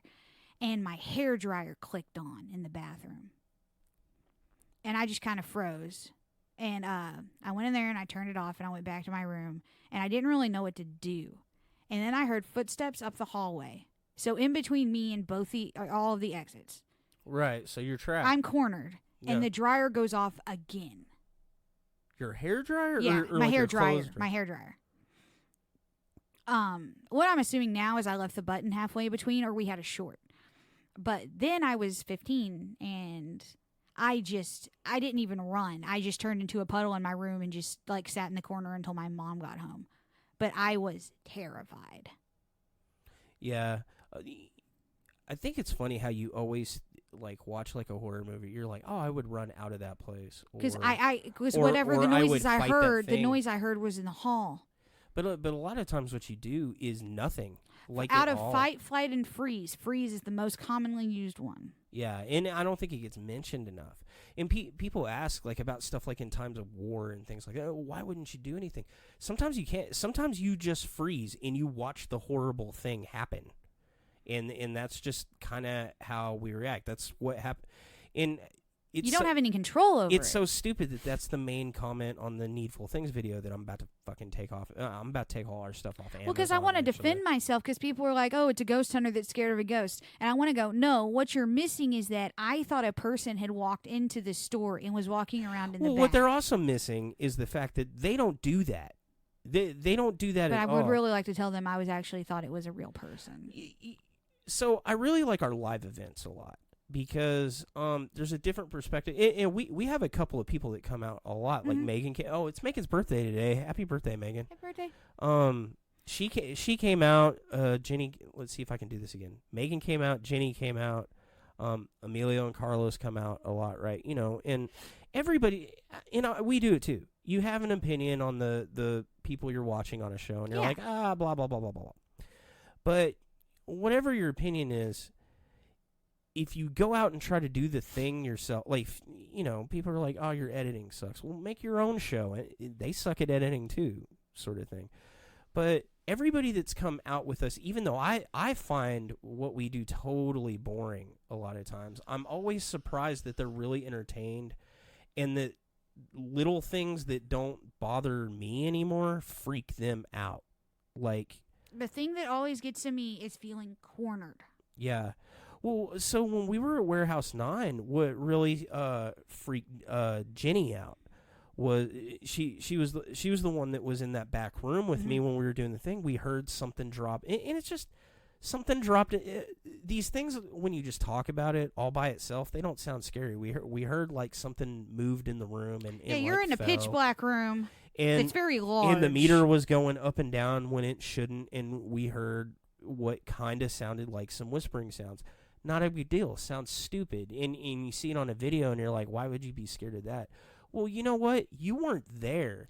The thing is logically you're sitting in a room, and you're like, these things don't happen, and then things happen that aren't supposed to happen, and you're like, oh, just debunk it. It's not that easy. And even sometimes. in a room full of people, you can feel very alone because you can't be protected on all sides. And it's something I've noticed we do, particularly I noticed it the first time we went to Kyle, is just naturally we'll all back up to each other. Yeah. So you're covered on all sides, but still something can touch you. But also, God, I hate Kyle. But also that is the first place where we would ever start to wander off from each other, which is really uncharacteristic. And now we just do it all the time. Yeah, that's like that. Well, if we've survived there. Oh, we got a letter. Did you? The email from the person who'd been to Kyle. Yeah, let me see if I can find it. Yeah, that was really interesting. I hadn't heard from anybody about Kyle in a while, and they were talking about the fact that the last video that we did on Kyle, it's an older video. We planned on revisiting, but the last video we did there had basically said we weren't getting any more responses. Yeah, nothing was going on. And so they had found it like randomly or whatever. Yeah, they were cemetery hunting like I do. Yeah. Did I send that to you? Yeah, you did. I'd have to scroll way. Oh, you know back. what? That should be in my screenshots if I send it to you. Let me find it. Yep, I found it. Okay, yeah, it's an interesting. Don't read the whole thing. It's like 5 pages long. No, it's not that long. Hi, my name is blank. She just says her first name. Hi, my name is Michelle. I wanted to start by saying I found out about y'all from your YouTube video of Kyle's Cemetery, which is interesting. Nobody watches our YouTube videos. But after I take our stuff off Amazon, because I don't really like the platform that much, and I don't know. That's fine. Read the letter. Anyway. Now just a little backstory. My husband and I do a lot of cemetery visiting, more often than not at nighttime. We do love Kyle secretly, Julie. I do. We dirt track race as well as lots of tracks throughout our and neighborhood states. We are from Kilgore, Texas. Usually on our way back home, we find random cemetery or two, just visit that's off the beaten path. Sometimes we'll stop at one beforehand during the day, but 9 out of 10 times after midnight. Anyway, stumbled upon Kyle's Cemetery early Sunday morning, maybe 4-ish in the morning. Had read a small story about it on a website about some activity, but didn't watch your video until today.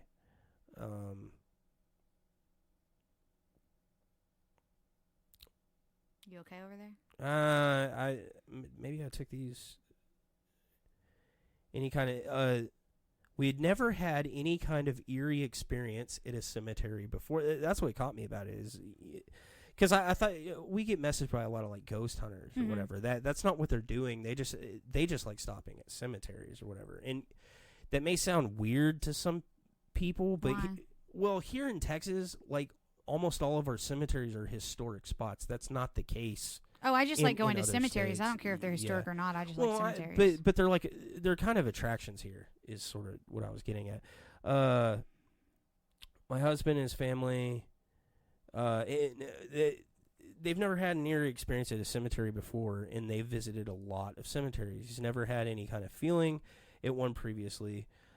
Usually, we just get out, go off, venture through tombstones. They've got no bad juju anywhere. Right. Anyway, she kind of goes in. She had to take a leak. Is what Yeah. happened. She's like dealing that. And when she arrived, husband immediately asked me if I was feeling okay because I was acting different than. This is what caught me because we've kind of had this. I was acting different than normal. I walked to his side of the car to pee so he could see me. I walked into the gate first and then started to venture off. I made it about 5 steps and ran back to grab his arm and asked to stay together instead. He said something about the temperature change when we walked through the gate. Well, I thought I was crazy, so I walked to the car, stood there for a few seconds, and then walked back into the gate to him. Sure enough, it was about 10 degrees cooler. When I got back to him and kind of scanned around the cemetery and just kind of froze for some reason, my husband walked a bit farther in toward the back left and then stopped. Oh, really? The back left? Yeah. Where the gate is? Then he said he felt like someone was watching us and was very uneasy. It was the creature on the other side of the continued gate. to stand. And I continued to stand, kind of scanned around for the cemetery, just kind of froze. Stand by myself, frozen, trying to make myself walk to him, but I was unable to walk any further in. She fight, flight, or froze. We quickly decided to leave, but my husband wouldn't even turn around and walk out with his back to the cemetery. I've walked out of that cemetery backwards so many times. Yeah. After our experience, I began researching and found your video. We left in a quick hurry and also said we would go back. We don't have all the equipment and resources that y'all do. We just go with our phone light and us. I noticed in the video of your last hunt that the activity has stopped and wanted to tell you about our experience. It may be time to go back. I'd love to go back right now. Let's go. I love that place. Not this time of year. Man, any time of year. Stop being a pussy. No, there's idiots just trashing it right now. I know that. Oh, yeah, freaking October. This is the worst month. What's interesting is that the next day someone invited me to their ghost hunt group, and she had found us because she had seen our stuff on Amazon. Yeah. And for some reason, she contacted me and not you. But I might have been easier to find because we call you Brad all the time. I don't know. And, well, you are the star of the video. Like, I'm not in those videos. Oh, as much yeah, as you're you would behind the think. camera. Yeah. But yeah, she had just asked me to join her group and stuff. But it was interesting. I sent that to you that she had found us on Amazon, which I don't care if you get rid of the platform. But it was just interesting. Yeah. It's just interesting that anybody watched it. I don't know. I don't know. People are more negative in the comments on the Amazon thing.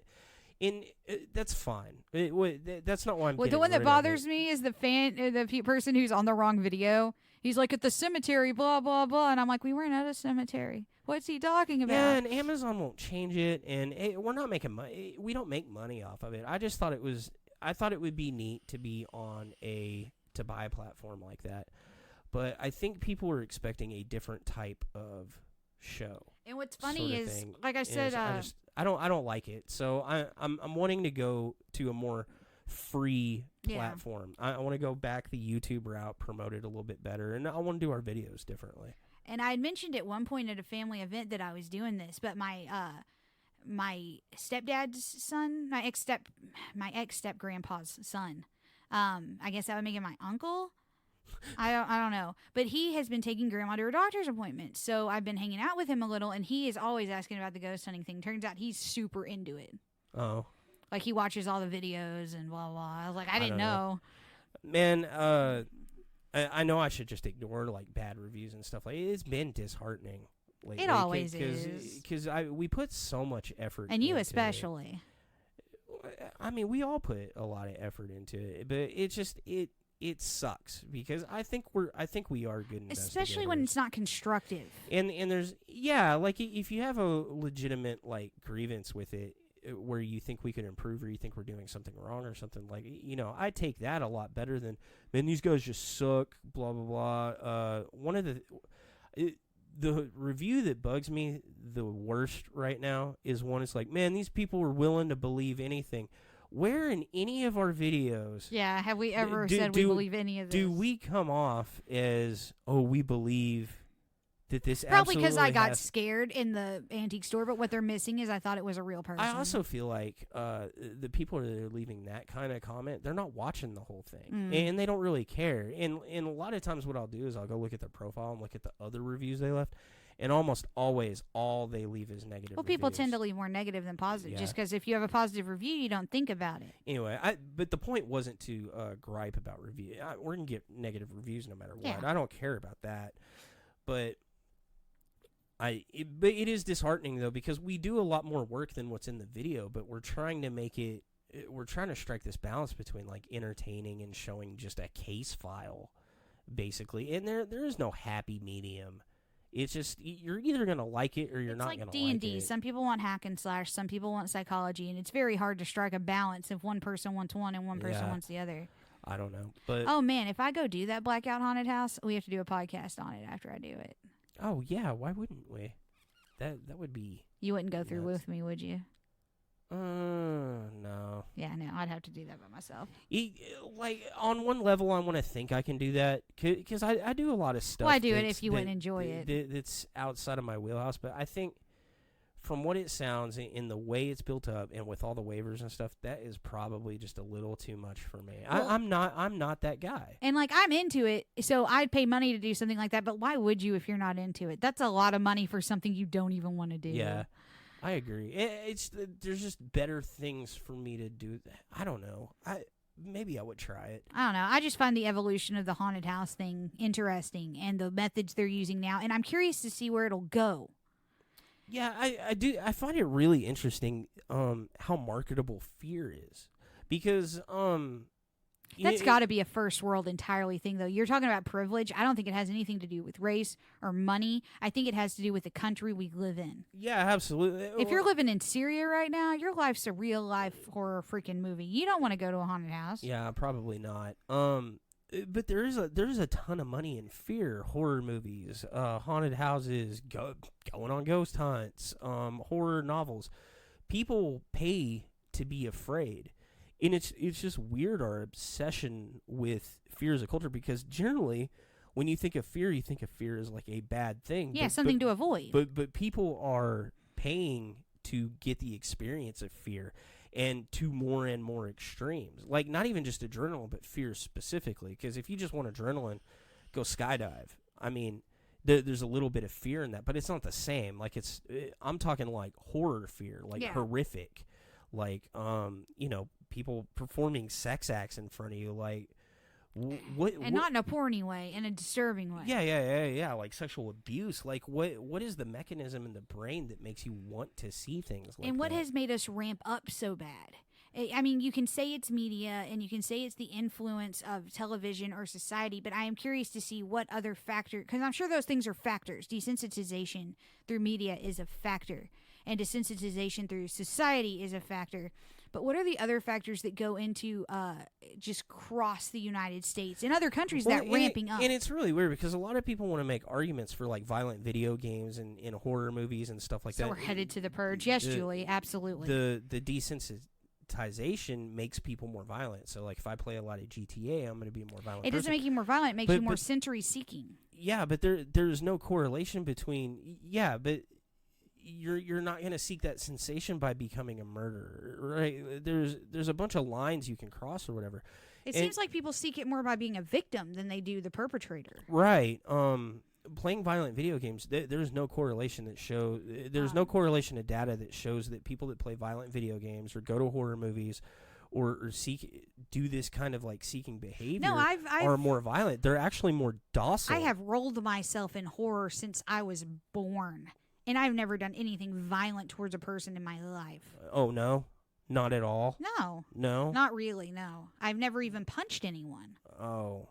I've never been in a fight. You haven't thrown a phone at somebody as hard as you could? I never hit somebody with a phone. I've thrown a phone at a wall. But no, I've never... Did it just happen to be in the general direction I wasn't behind aiming them? for the person. Oh, okay. I don't want to actually hit a person with a phone. First off, that'd break the person. Second off, that'd break my phone. But no, like... all the people I know that have immersed themselves in the horror world are like you said, the most docile people I know.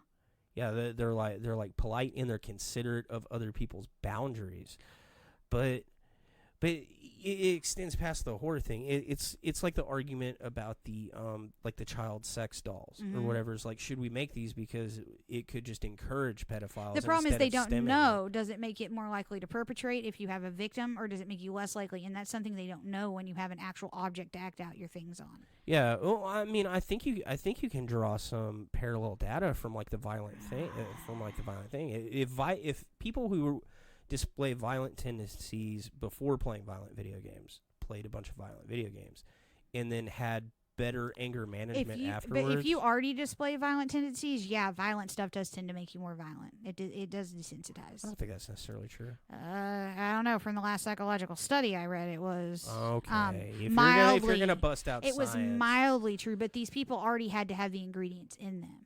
Okay. So just the last point for me is what's interesting about the horror ramping up is that my children were born already ramped up. Mm-hmm. Like, I could show my kids a movie that scared me as a kid just out of the box. Caitlin had never seen a horror movie before. And I showed her, oh my God, what was it? It was something 80s. Something not scary. I mean, something not scary as an adult, but something as a kid that terrified me. And she was just like, this is boring. But I think it's like that with every generation. Like, when I watched, But why does that happen? That's why I want to know. Why does that happen?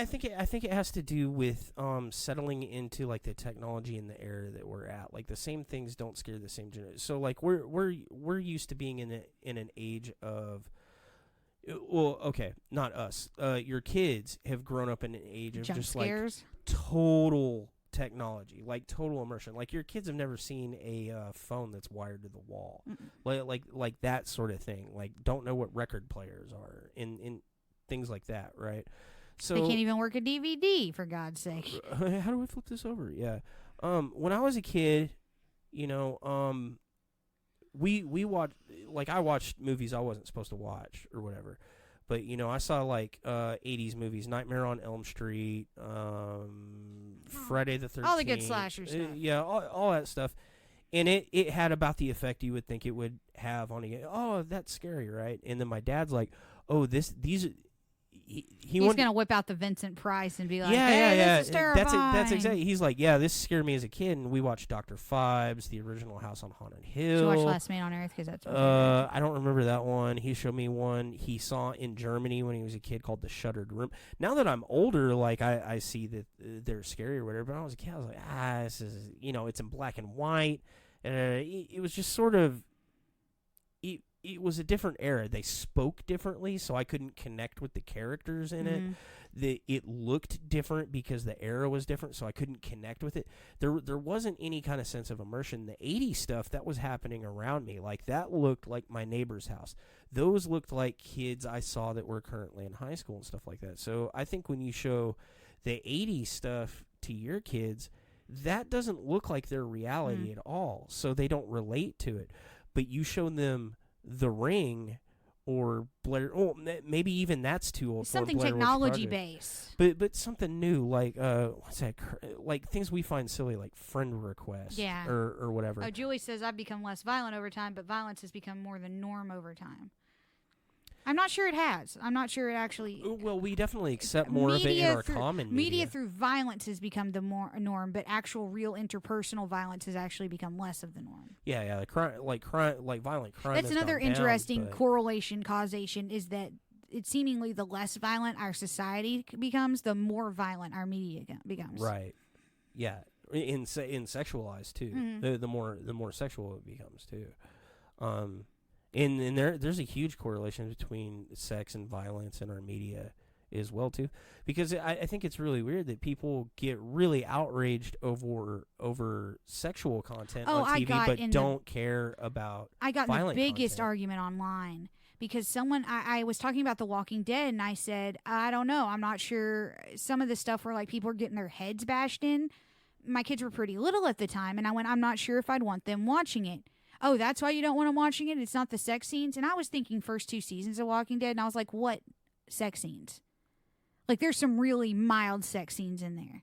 I don't think there's really anything that bad in later seasons. But what they had said to me is, oh, so you'd rather your kid watch a porn than watch somebody get hit in the face? Yeah. And I went, no, there's levels to these things. I'd rather my kids watch rated R sexual content, not porn. Rated R sexual like content. Skinamax. Yeah, I'd rather them watch that than Softcore. the scene from Midsummer. And I'm not going to spoil it, but there's a scene in Midsummer that I would much rather them watch people simulate sex on TV than I would want them to see that. Well, because at some point in their life, one of those things they might are supposed to experience. Yeah, people and the other one you don't really want them bashing people's heads in. And people are just, and I asked my mom about that. I said, why would you let me watch stuff like Amityville and Pet Sematary and Freddy?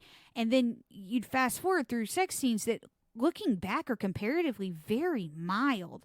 And she said, well, I didn't want you seeing sex stuff. But violence, it's crazy. Like, why is Violence that okay? should trump sex. Because sex is a reality. Everybody... And now I don't like the way media portrays sex, but Yeah, that's a whole but- other issue. Yeah. It's a separate issue than, exposing somebody to it. Because it's... You know what it is? I'll tell you the truth behind it. And it's so hypocritical. It's not that they don't want to expose their kids to it. Or They don't want to see it with their kids. No, they don't want to have to answer questions Oh. about it. Because if you...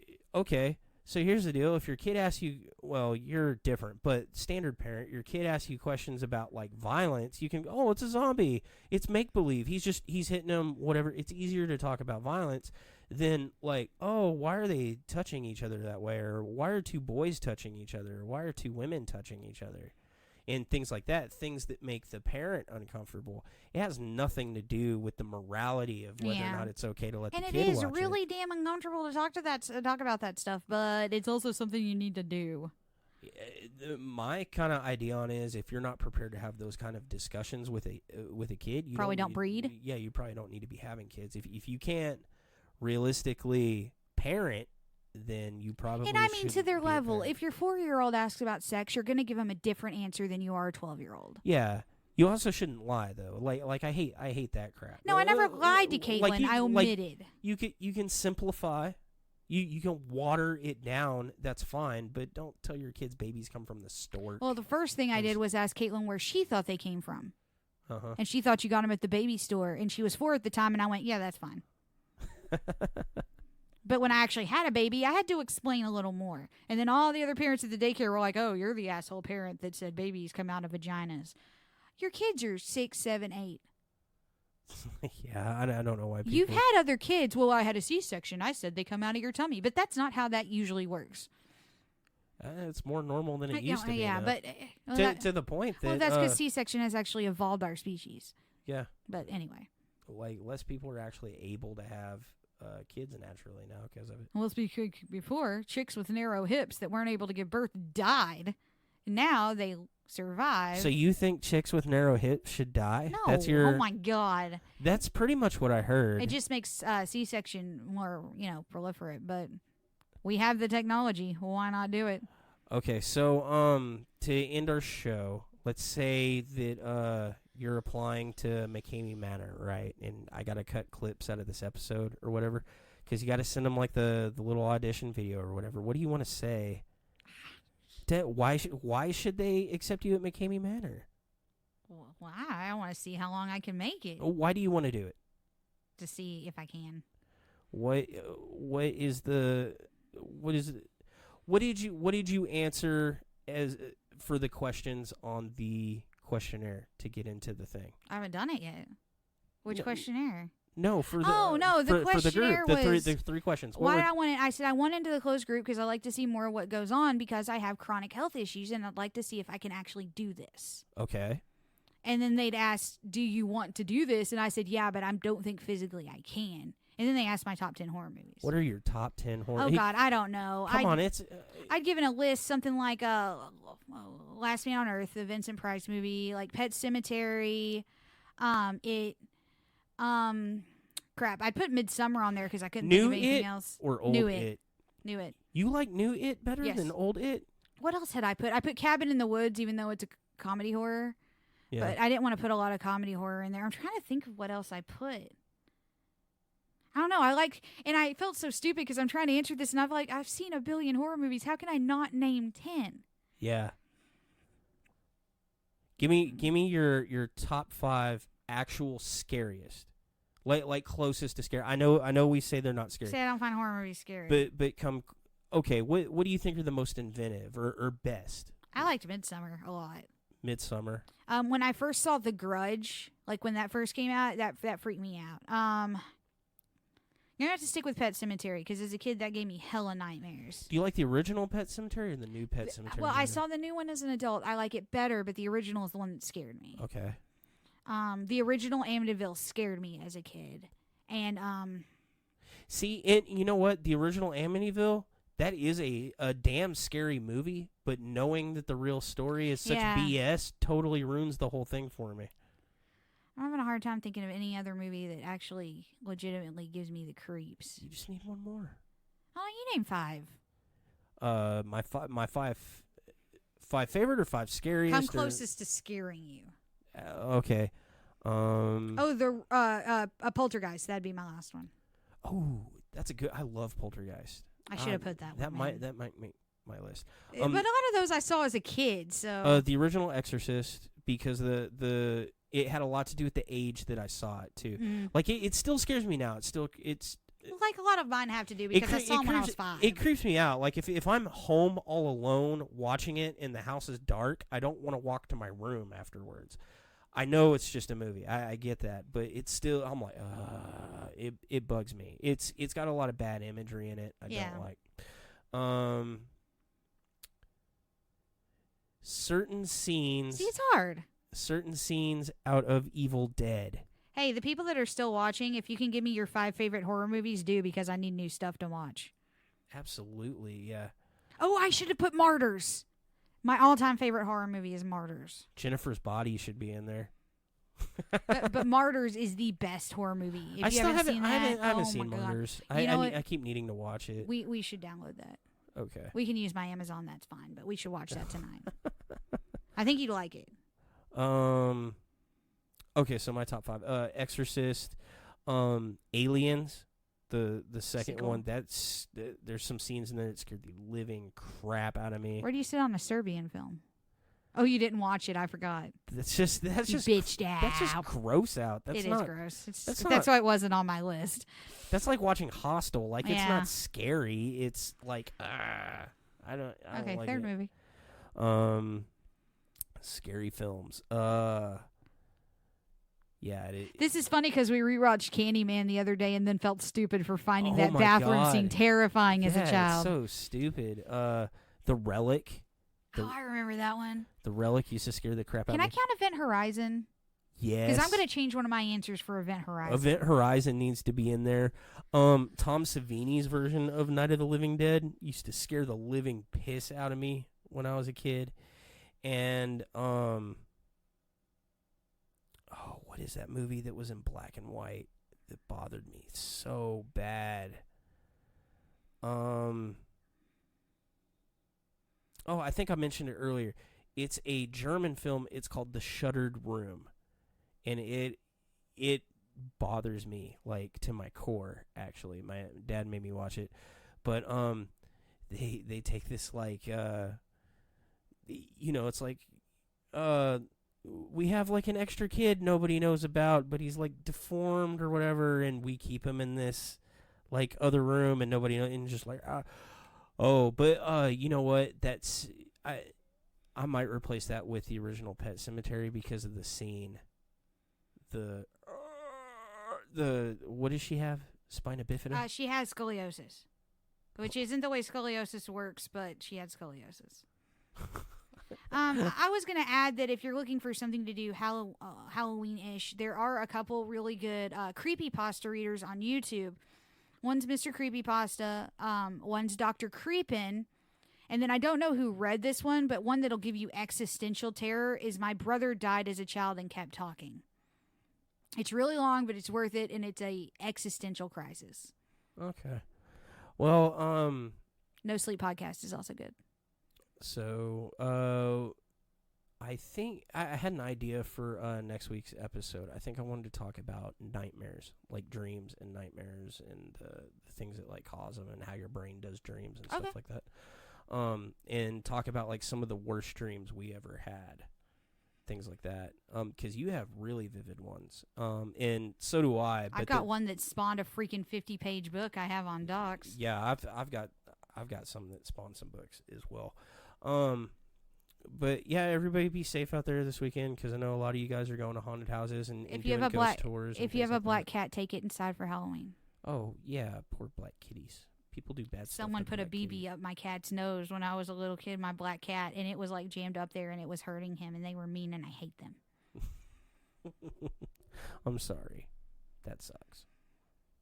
Mars comes inside for Halloween, even though he's black and white. Okay, so everybody have a happy October. Be safe. Next, this will be our last podcast before Halloween because Halloween's next Thursday. If you think we should watch any horror movies for Halloween, send them to us. I mean, we've seen a lot of them, so you might not. Yeah, we want to see everybody's top 5. Yeah, you might not land on one we haven't seen, but if you do, we'll watch it. So. Yeah, we like crappy horror movies. We too. do like B movies, yes. Yeah, they're the best. So, thanks for watching. Everybody have a happy October.